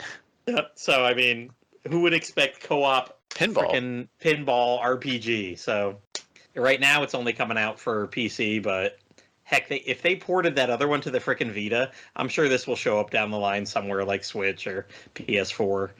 So now, I assume because this is a pinball game that's based in medieval times or whatever, that they're going to have a pinball wizard, and the theme song for the game is going to be Pinball Wizard from The Who, right? Well, of course, but I mean they can't really say that, licensing and everything. They got to call him the Wizard Pinball. I understand. The Wizard Pinball by the what? The what? Oh, the what? Okay. Yes. Okay. You gotcha. Boom! Gotcha on that one. Joke bomb. Who's on first? Oh shit. So I mean, there's really now. there's really nothing else to say. I mean, it looks beautiful. The new one looks like, watching the trailers and everything, I'm like, wow, that's pretty nice. I mean, it's not like it's a pinball game. You're not having like, holy shit, 4K, like you see the hairs on the little guy's arms moving or anything, but no, it's a pretty looking pinball game on Steam. So can't wait for this to go in early access or something like that and give this a try. Got those arm hair graphics, man. That's what Unreal Engine 4 is all about, baby. Listen, they already got ball physics, so that's enough for that. And we got to fondle those balls around. You better have some physics for that. Wow, I'm not gonna go with a transition off of that phrase because our next. Hey, something you that was said gonna- you said fondle before, man. I'm just feeding off what you said before. There's the ball. I knew someone would do it. Oh, wow. Like, this is really hard not to say anything. I'm just going to say our next person to speak will be Bluestar, and she'll be talking about her third game, a little Tiny Tina. Jesus. I'm not gonna lie, I didn't realize that we got around the rotation again and that it was already coming back to me. You guys, really? Yep. Yep. I didn't say a word. There could be horrible transitions there that might take this far beyond explicit. Don't drag us into this. This we had nothing to do with it. This is all Yangus.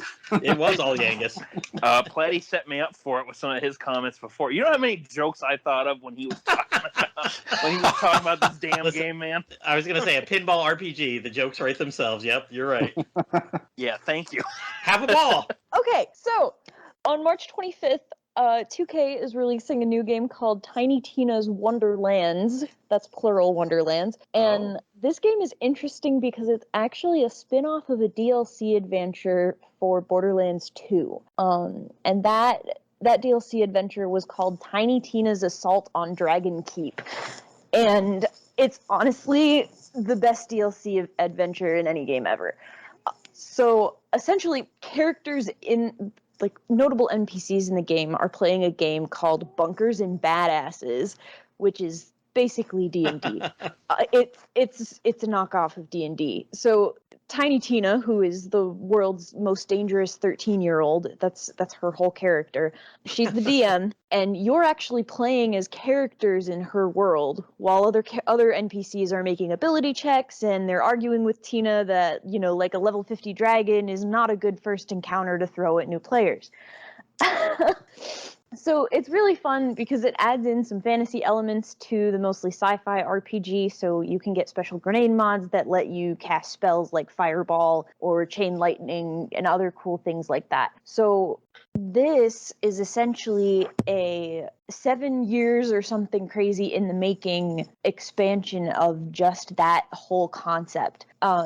So it adds more character creation. It has a lot more melee combat than most Borderlands games do, because Borderlands is first and foremost a shooter. So most of your melee attack is like punch, and I guess the pauses in there are going to be filtered out. But there's definitely a delay between the times that you can punch. So a lot of your weapons are crossbows rather than actual pistols or anything like that. Lots of spells. I've seen things with wands, and there's actually some really funny classes, and they're still, even to this day, adding more in. So some of the ones that they've released already is the Berserker, so that's BRR-Zerker. So it's like some ice power barbarian type thing. There's a Stabomancer, a Clawbringer, and a Spell Shot. Those are the ones that they've released information about so far. So I'm really excited to see where it goes. Borderlands is always an intriguing series for me because, being sort of if Dragon Quest is the old school RPG, this is definitely a more modern one, and it does have local co-op. So it's definitely one that, has been around my family. Usually it's my brother and my dad playing it. But I've been getting into it a little bit more. I actually just started playing the first Borderlands with my boyfriend just this past weekend, actually. So, which is good because I'm usually so incredibly bad at shooters that it usually doesn't go well, but it's going pretty okay this time.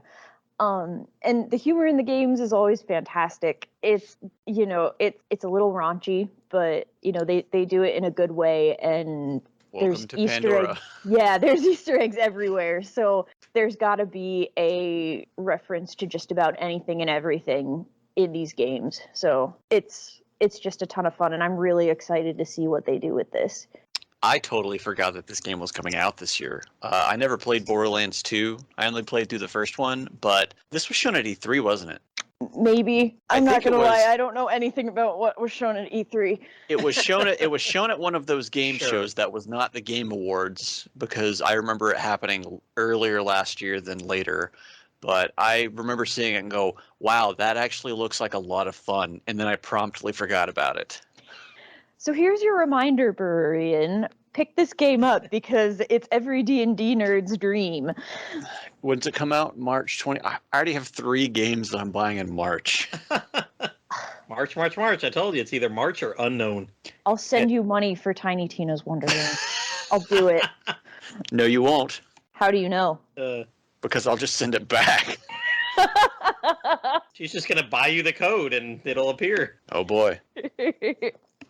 How do So you is send this- back that code? Is this the first time that they've made a game from spun off from a DLC? No, because they did Far Cry Blood Dragon off of, I think, Far Cry. Oh, okay. And ODST is basically, or Halo ODST was basically a game that started out as kind of an expansion for Halo 2. Okay. Yeah, I was there's thinking about that, and I couldn't think of any other examples where that's happened before. But that's cool. It's there's a something few that other doesn't ones happen out there. often. Yeah, it's not something that's super commonplace, but there are a few other series that have actually spun off from something else. Like, I don't know if this counts as an example of it, but I know with Dota, that was originally just a custom map for Warcraft 3. Well, that became its own franchise. Then it became Dota 2. I would count that. It was community content that became an actual supported game. So I would count that. Oh, that's cool too. Oh, Yeah, yeah, that's talking about that, something like that. There was a game last year or the year before. I keep hearing about it on RPG Fans podcast, The Forgotten City, that started as a fan mod of Skyrim and became its own game. Nice. Yeah, it's just a fun concept that like an expansion or like a DLC. It's just supposed to be a nice little side thing, and then it becomes so popular that they spin it off into its own game. That's cool. Mm-hmm. Speaking of little spin-offs, huh? Right. Yep. What about I was gonna say, talk about something like that. You've got the monster collecting in Dragon Quest V that turned into its own spin-off series, Dragon Quest Monsters, which was well on the way until something fucked up big time. And now Pendy. What are we getting instead of Dragon Quest Monsters, Eric and Mia? Yeah, it was like let's do a Dragon Quest 11 spin-off. And let's make it into a Monsters game. Wait a minute. No, I don't like this. Just kidding. Let's make it into an entirely new spin-off series of a spin-off of Dragon Quest XI. So we're going to get Dragon Quest Treasures. And this was originally announced, at least the current incarnation of it, was announced during the Dragon Quest 35th anniversary presentation, like some other Dragon Quest games recently have been announced there. And more than the 2 other games that I talked about, I'm not sure if this will have a 2022 release or not. I mean, maybe, who knows? But and they don't, of course, like some of the others, we don't know which gaming platforms it's going to be on yet either. Basically, we've just seen a trailer, and that's about it. But they did say during the presentation that they are aiming for a worldwide simultaneous release, which I'm really excited about that. That's, not a first for Dragon Quest because they did a simultaneous release with 11S, but it's, for a new game, I think that's the first for Dragon Quest. That's really cool. It's some sort of action RPG that involves Eric and Mia as children, with a heavy focus on treasure hunting, or Maya. I think it's Maya. You can tell from the trailer that they showed. No, it's Mia. You were right with Mia. Damn it. Yeah, it's Mia. It's Eric and Mia. Because I was just watching the trailer and I thought he said it the other way, but yeah, I'm probably wrong. I get names messed up sometimes. But you can tell from the trailer that you can see them with the various monster companions that will help you along the way. Like in this one scene, you can see Eric bounce high into the air off a slime, and then he floats down with the help and the assistance of a Draki. And they each seem to have a little animal fairy that accompanies them. Like one of them has like this little cat and little pig fairy, which both have wings. And then there's also this pirate-themed jail cat that seems to tag along with them that has this pretty fun design that looks pretty cool. I'm guessing that the antagonists of the story are these group of pirates that they show, led by this skeleton pirate and 2 human characters. It's very interesting how this whole game came about. We kind of hinted about it in the beginning. At first, it was supposed to be a Dragon Quest Monsters game. That's how they announced it. I don't know how long ago, like a couple years ago or something like that. It was November of 2019. Oh yeah, Well, that long actually, ago. I want to say it was November of 2018. Oh jeez. Yeah, Yes, it was because 2018. It was 2018 because right at the beginning of 2020, they're like, "Hey, I know we talked about this a year ago, but things aren't going well." Yeah, that was You're that not. was hilarious. And it was before, yeah, it was even before COVID was a thing. Yeah, It was right at the beginning of 2020. They're like, "Listen, I know it's been a year. Things haven't been going well. You will not hear about this game in 2020." Yeah, it was And shockingly. then, It was shockingly truthful. It was like, yep. yeah, it's like, it's not going as planned. We're sorry. And yet we found out in March, April of 2021, it didn't go as planned because it took a hard left turn. Yeah, they did that. Yep. They decided to go in a completely different direction. They did that complete redesign to what it is now, into this unique type of action RPG. And though Dragon Quest Monster fans, don't lose faith yet. If you saw the 35th anniversary presentation, Yuji Horii specifically said that they do plan to still do a traditional Dragon Quest Monsters game sometime in the future. He couldn't give any details about it, but they are still planning to do a Monsters game. They just decided that, hey, you know what, Eric and Mia, we don't want to use them for this kind of format of a game. We're going to do something different, and we'll do this Treasures format instead. And seeing the trailer, I think it'll be a good decision. I mean, we won't know until we play the game, but the way that they're going with it, I think it's a better fit than if they had just kind of slapped them into a Monsters game. So I'm interested to see also like where they go with the Monsters game and who they decide instead to have as the protagonist. Baby Sylvando. There you go. It's going to be the next Monsters game is going to be a remake of everyone's favorite Caravan Heart. Oh my God! Woohoo! Give me Food Kiefer. system included. Give me Kiefer. Oh no! Just system if you want made even more fun. If you want to make like the worst nightmare of a Dragon Quest game for me, just like make a Dragon Quest Caravan sequel and then like have Maribel be the star. Oh, That would just yeah. I don't think Monsters would follow her. It doesn't seem like Monsters would probably be like, They would just sneak out the back of the wagon when she's not looking. That'd be more like a Maribel mystery dungeon. They just want to have a whole world dedicated to like attacking her. Just let her get lost in the dungeon and be done with it. That too. Yep. But they would keep throwing her out. Like they would have turned to go.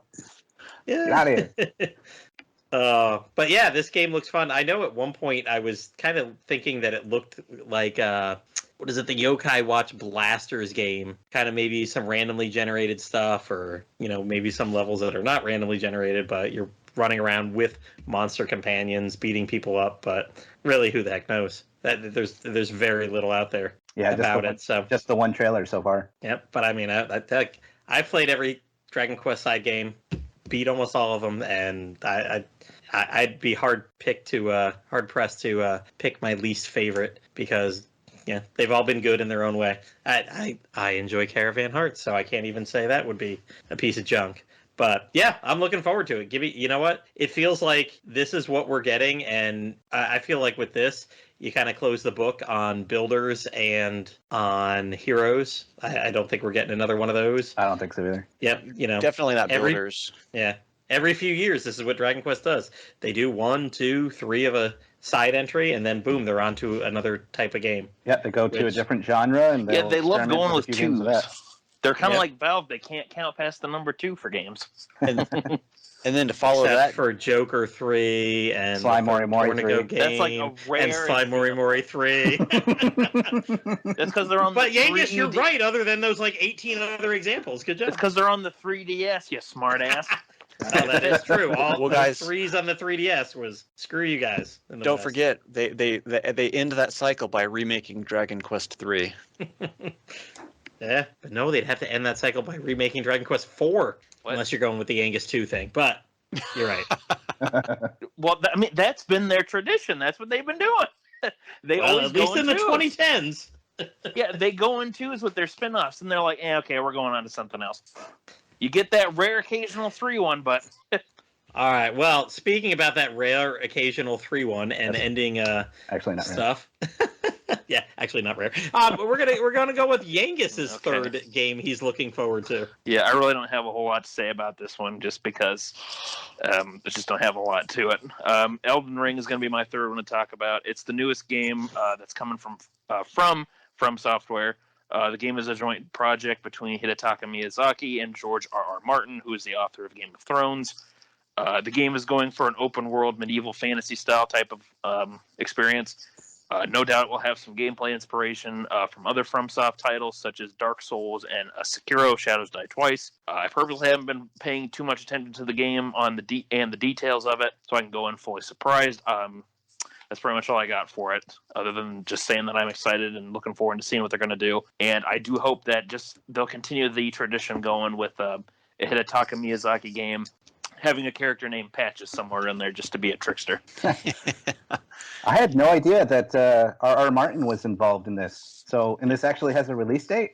And it has this an is ending? the reason why we're never getting another book. Yeah, probably. I think it's supposed to be coming out sometime this year. I don't know. Again, I haven't been paying attention to it on purpose because I know it's not one I'm going to pick up at launch.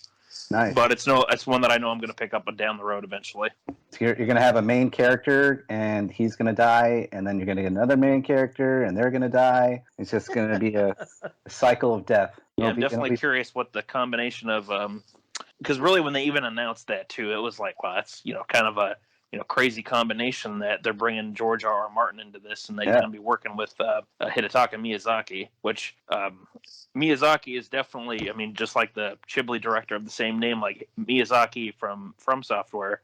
He's a very good director at what he does because, even if you're not really big on like the Souls games or Bloodborne or Sekiro: Shadows Die Twice, like he definitely has made a name for himself and for From Software too because of the quality of the games that he leads. So hopefully the combined effort of him and George R.R. Martin will continue that trend, and that this will be another great game under FromSoft's belt. Miyazaki has such a distinct vibe to his games that you just know it when you play them. Mm-hmm. That's what I like about it. Like you go into Dark Souls and you're just like, and Dark Souls 1 and 3, not 2, and you're just like, oh yeah, this has got the atmosphere that you're looking for. Mm-hmm. Exactly. Well, Yangus, you didn't have much to say about that, but we got another dark game coming up, don't we? Your Bururian. Yeah, I guess you could say that. My third game is Stranger of Paradise: Final Fantasy Origin, and it is coming out on March 18th. So March! Oh. I have Triangle Strategy on the 4th, Chocobo GP on the 10th, and Stranger of Paradise on the 18th. So that's 3 weeks in a row. Why is Square Enix releasing so many games in such a short time frame? I hope you can beat them all in a week. Good fucking God. What the hell are they doing? Bururian's taking the month of March off. I think he's probably going to need to take a few months off after that, too. I pre-ordered my copy of Stranger of Paradise with Best Buy last night. They've already charged me for it, so I've already bought it. But basically, yeah, this is, I guess, to kind of piggyback again off of Yangus. My back's getting sore after all this. I know. I'm sorry. I'll get you one of those strength belts later. I know I'm kind of a heavy dude. That's what he said. But people are, based off of what they've shown of this so far, people are kind of comparing it to Dark Souls-esque play. But the game is being made by Ninja Theory, so I'm thinking it's going to be more like those Ninja Gaiden games, the gameplay. It's probably going to be closer to that than a Dark Souls game in particular. Atmospherically, it might be closer to Dark Souls. It's no Miyazaki, but I think it's Tetsuya Nomura that's the producer on it. Uh-oh. Yeah, Nomura's a producer along with Jun Fujiwara and Fumihiko Yasuda. I unfortunately don't recognize the other two names, but for me, the two biggest draws to this is like an alternate take on Final Fantasy 1, which is it's my favorite Final Fantasy game. Like, I love the first game. So basically, the story of this one is you are the protagonist, Jack Garland, and you are embarking on a dangerous journey to bring the light of the crystals back to Cornelia, a kingdom conquered by the darkness. And along the way, you'll meet other characters that they have shown and named in all of the trailers, which is Sophia, you have Astos, one of the characters from the first game. They've even shown off Tiamat, one of the four fiends, the only fiend that we've seen so far. They showed Chaos or Garland off in the very first trailer for it. It's got a lot of the same locations as the first game, so you'll have stuff like the Western Keep where you find Aztos, the Flying Fortress where you find Tiamat, so on and so forth. Gosh, what is there to say about this game? It looks absolutely bonkers is what it looks like. Did you play the demo? I didn't, because I have a PS4 and they only offered it on the PS5, so I am so glad that it's coming to the PS4 at least. Mm-hmm. But it's got a job system in it, which is not what a Dark Souls-like game generally has. But it's big on encouraging you to experiment with the different options available by changing the jobs. You can switch all of your party members to different jobs and stuff like that. And you play as Jack, so in battle you can apparently seamlessly switch between two options while you're, fighting shit. There's a lot of classes, but the three that they showcased in the demos were like the swordsman, the mage, and the pugilist, which is basically like a monk-like character. They use melee ranged weapons like claws and knuckles. As you play through each class, you've got skill trees for, the mage, to where you get abilities and you work your way through different forks on the trees to upgrade those abilities and spells and other stuff like that. I'm excited to see how they adapt this alternate take to the story of Final Fantasy 1, because it's not going to be the same game. I'm not going to walk in expecting it to be Final Fantasy 1 just in a Dark Souls-like setting. I'm kind of excited to see the twists and turns it's going to take. Like, does Jack Garland become Chaos? Because he's there to kill Chaos, but he's one of the 4 warriors of light. They've shown off a couple of the other NPCs. One of them I previously mentioned was Aztos, who was a dark elf that you had to defeat to get the crystal to wake up the sleeping prince elf, who gave you the mystic key that lets you progress further into the game. They showed off Bick, which is the pirate captain who you beat up to take his ship in the first game. One of the other big draws for me is the composers for the game. They have Naoshi Mitsuda, Hidenori Iwakase, and Ryo Yamazaki, who all 3 of them, 2 of them primarily have worked on the Front Mission games in the past. So I'm interested to see how they're going to adapt Final Fantasy music into their style, knowing what they have done in the past. So I'm all cards in on this game. I'm absolutely ready to play this.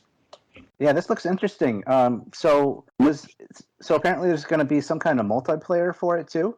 I believe so. I kind of haven't paid attention to the multiplayer portion of it, to be honest. I'm just so enthralled by the main story of it. Yeah, because if this is some kind of multiplayer version where you can play with online, play the main story with somebody, or maybe even couch co-op if they have that as well. I mean, that'd be something I can play with my wife, and I'd be really into it if they had that option somehow, some way. So I have to look into that. Yeah. Oh, as I read here, they used the basically they're using the original game as an inspiration, focusing on the themes of examining the role and goals of the Warrior of Light. So it's kind of it's basically just an alternate take of Final Fantasy 1, which is going to be, to me, cool as fuck. Yeah. Interesting. And speaking of that, I figured I don't know where MattCraft's portion is going to be thrown into the mix, but I figured I noticed that he was or is going to talk about Final Fantasy VI, the Pixel remaster that's coming out in February. And I just want to put in a quick word that I'm looking forward to that as well. That looks really cool. So, and I can't wait to play the Pixel remaster for this particular game, because that game is a trip. So I'm looking forward to that. Oh, that's going to be a lot of fun. Yeah. And that's coming out in February, I think. Yeah, February. Early to mid-February, I think is what they said. Yeah. Mm-hmm.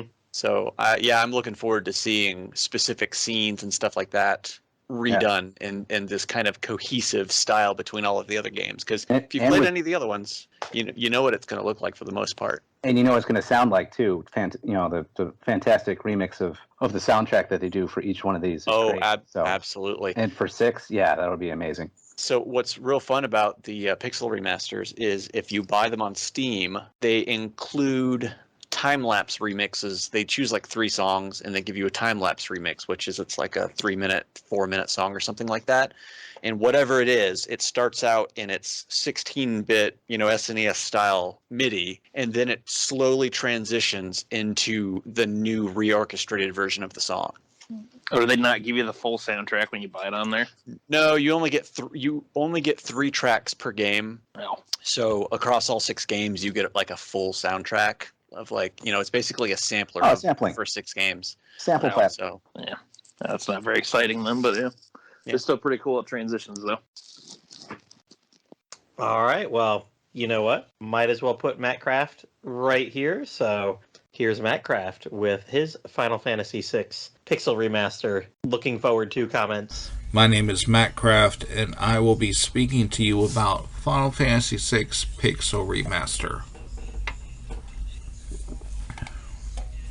Final Fantasy VI Pixel Remaster is a pixel-by-pixel remake of the original Final Fantasy III and or 6 coming out on the Super Nintendo system, or Super Famicom.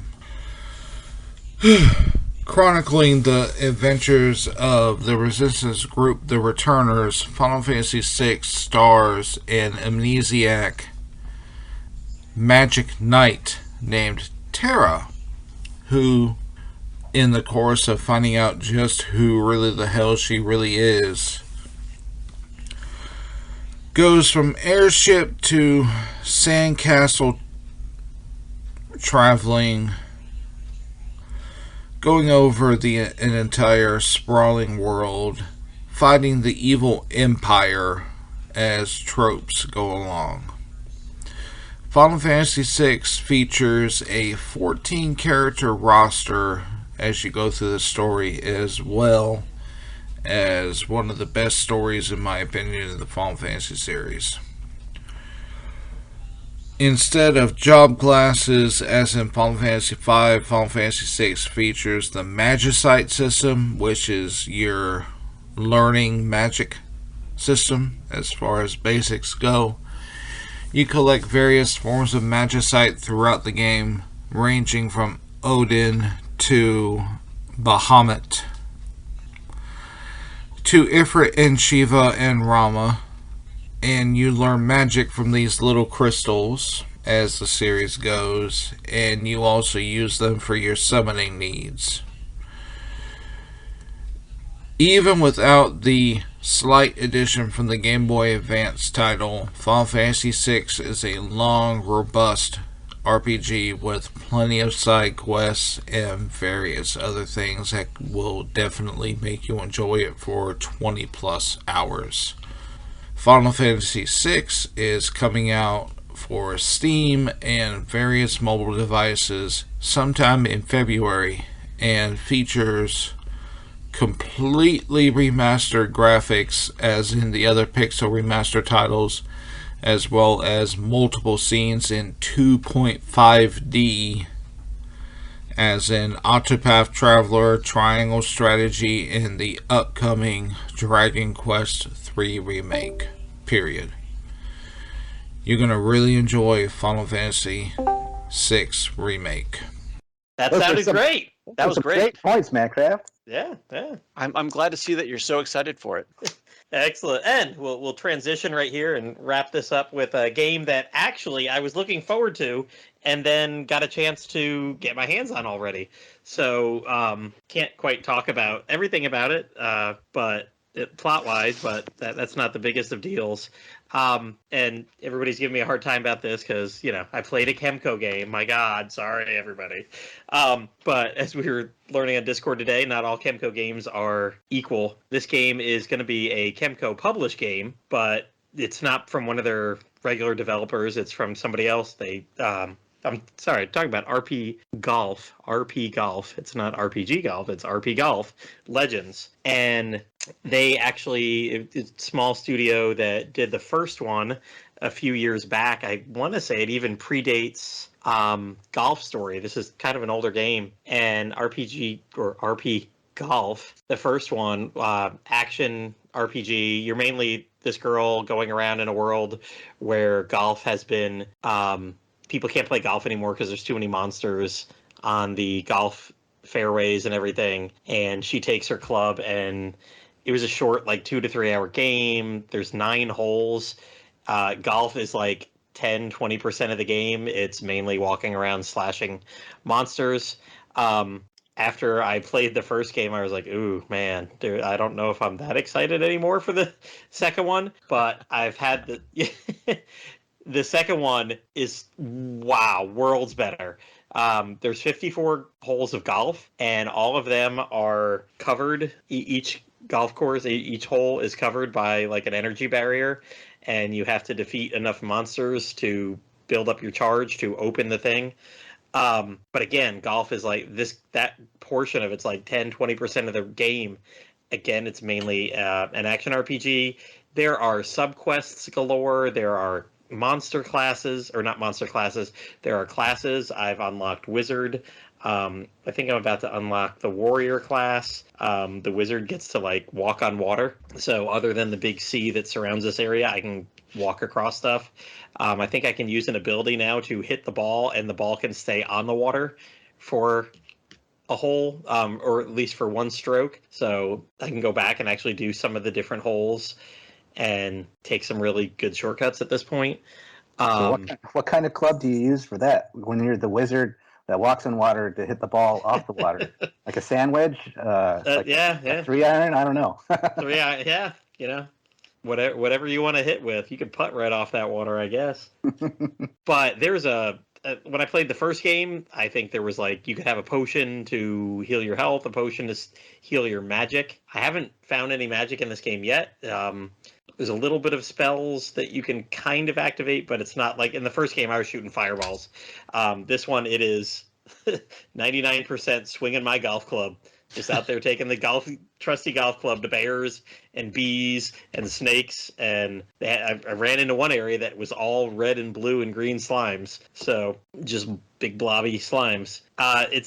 It's quite fun. I mean, I've been getting deep into the side quests. I like the first town. I was like, man, I'm doing every side quest. I kept finding all the hidden ones and activating every one because there's, unlike Bravely Default 2, still screw you, Square Enix. There's actually lists of what the side quests are. You can see the ones you've done and have a list of the ones that are still going. And there's little icons above them, like in pretty much any other RPG. It's just, it's unlike Golf Story, which was mainly a golf game and you're doing golf stuff the whole time, even like defeating people by hitting the ball or actually there wasn't any combat. It was Golf Story was just everything golf. Like all the challenges were golf, all the side quests were golf. They'd be like, oh man, like I bet you can't play the first 3 holes only using your 8-iron, and then that would be your subquest. This one is more like, oh, I need 4 jars of honey, like any other RPG. You fetch quests, and there are definitely some golf challenges, but this series definitely is ARPG first, golf second. It's interesting. I mean, it's got a pretty high price point. It's going to be $30 on Switch, but already it's the pre-orders up. Comes out at the end of January, not a March game. And the pre-orders are up, I want to say, for $22. So don't know how it's going to turn out. Like I said, I'm about maybe 45% done with it at about the 7-hour mark, but already that's 3-4 times longer than the original game.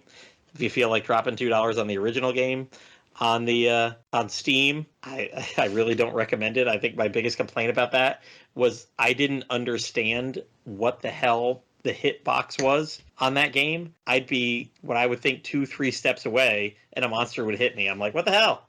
I can't even hit you with my golf club. How did you just damage me? You're that far away. He's got a 10-foot reach. You've only got 5 foot. Basic D&D logic. Yeah. Apparently so. But the new game, the RPG Golf Legends, is all that kind of stuff is fixed. It's pretty good. So that's my last game. I've actually had a chance to get some hands on with it. So it sounds pretty neat. Yeah, I mean it's better than I expected. It's never going to be like Golf Story, Sports Story, but they're not going for that. They're their own thing. I've seen people online, like I saw some article on like Nintendo World or Nintendo Everything, whatever that website is, that and gosh, there was like 80 comments in the comment section, like, oh, they're just playing off the RPG or Golf Story stuff. And I'm like, well, actually, the first one came out a couple of years before Golf Story, and the game's like nothing else alike. It is an RPG. It does involve golf, but it is completely different in what it focuses on, and doesn't have a lot of, I mean, it's got some goofy stuff, but I wouldn't like, what is it? Sports Story, Golf Story is like 100% writing humor all the time. This one's got like some humorous names for the side quests and whatever, but there's very little dialogue. It's mainly go take your golf club and go hit a bunch of animals that sometimes are attacking you, sometimes not. But by golly, oh, it's got crafting, you know. you got to get those drops. I needed a bunch of blue slush to complete something. How are you going to get blue slush? Kill the green slime. But does it have a survival mode? Let me tell you, I had to battle a boss like 17 times the other day. I had a hard time surviving that. Then I realized they taught me something and I hadn't done it yet, so then it was pretty easy. I was like, oh yeah, I shouldn't have stopped playing right as they explained something the night before and then, you know, waited 24 hours to go to the next boss battle. Just needed a different club selection. Yep. So far, I bought 4 clubs, and I think gotta buy my gold club next. I think I've saved up enough money. I don't know if I want to open another magic slot or another or buy those gold clubs. Gold clubs don't seem to really increase a lot yet, so may just stick with my bronze ones for now. But you know, you guys were fondling balls after my Rollers of the Realm. Now I'm just gonna take a club and whack the balls. And if Bluestar is groaning and I'm whacking balls, I think it's time to wrap up this episode. So that's it for this At least wait episode till the podcast is done before you start whacking your balls. Wrap those balls up and let's get out of here. Yep, it's time to wrap it up. Gotta clean them up, man. Yep. That's then with that we can go into our Manscaped spot. Manscaped. Your balls will thank you. The Lawnmower 4.0. All right, well, nope, we are not sponsored by Manscaped. We're not sponsored by anybody. We'll get to that spot in a minute. But this is it for this episode of Slime Time Sidequest. Thank you, Pendy, Bluestar, Bururian, and our somewhere out there MattCraft for joining us to talk about the games that we're all looking forward to in 2022. He's right. No, MattCraft's right here. Say hi. Oh. Was that snoring? Was it? Oh. But no, thank you. Yeah, MattCraft's out there yelling somewhere. Thanks for joining us tonight, guys. Mrs. Rants on the Den. He hasn't really ranted on a podcast. We need to get him on here and like have a MattCraft Rants episode. That'll be coming up next month. Don't you worry. Yeah. Oh yes, that's right. I guess we might as well say that next month, right here on Slime Time Sidequest. Last year, what did we do for Valentine's Day? Something about like games we love. It was Indie Love. Indie Love. Oh yeah. Love yourself. Love your independent love. But next month, it's the games we love to bitch about. Not bad games necessarily, but those games that like we always just like, you know, I beat it, but by golly, I hated this and this and this and this and this and this and this and this. So games that we were maybe not angered enough to quit, but years later we're still angry enough to talk about. But should have quit. But should have quit. And completely disappointed, yeah. Yep. So we'll be back in a month on SideQuest with the opposite of Valentine's Day. Alan hates. Yes, Valentine's Day. But hey, before we leave, I want to interject one more thing I'm looking forward to in 2022. Come on now, haven't you blabbed on enough this episode? Yes, and you know what? I blabbed, you blabbed, we all did so like royalty free, just completely free. Like this podcast. I am looking forward to more free content this year from Slime Time. We never solicit you for any silly Patreon. We never do ads for Manscaped or anything else. Gosh, I was listening to a Pokemon podcast today with like, there must have been like 3 different meal subscription service ads in it. I'm like, my God, which one do you want me to buy? You've got 3 ads all in the same kind. We're just here, video game fans, talking about whatever the hell we want. But I know some people in the past have asked, and we always point our listeners to our parent site, The Dragon's Den, and its founder, Rudis. If you've got any money burning a hole in your digital wallet, if you'd like to support this podcast, Instead, just support him. Head over to www.woodus.com/den. You can either send Woodus some money to help keep the den's lights on for another 20 plus years, or just click on his big shiny Amazon affiliate link at the top. Pre-order all the games we've talked about here tonight, and he'll probably get like 10 cents from that. If you have any suggestions for a future Sidequest episode, we'd be happy to hear from you. You can reach out to Platty via his Twitter, Plattym3, or via Discord of the Dragon's Den via personal messages. You can also contact me at YangustheLegendaryBandit on the Dragon's Den or on the Discord via personal messages. Just search for my name or Platty's name if you want to send us something. We have a list full of ideas. We'd be happy to add some more if you have any, or to revisit a topic in the future if we get enough requests. Actually, yeah, we did have a request, and I threw it in the Discord server the other day, so we'll have to, I think we actually have enough interest in that one, too. I've already completely forgotten what it was, but somebody did DM me, and I threw it up, and everybody was like, oh, yeah, we can talk. Oh, I know, Western RPGs. Yeah, because I had to ask what WRPG stood for. That's right. Okay, I remember Titus. it well. But did you just fucking call him Titus? I heard that.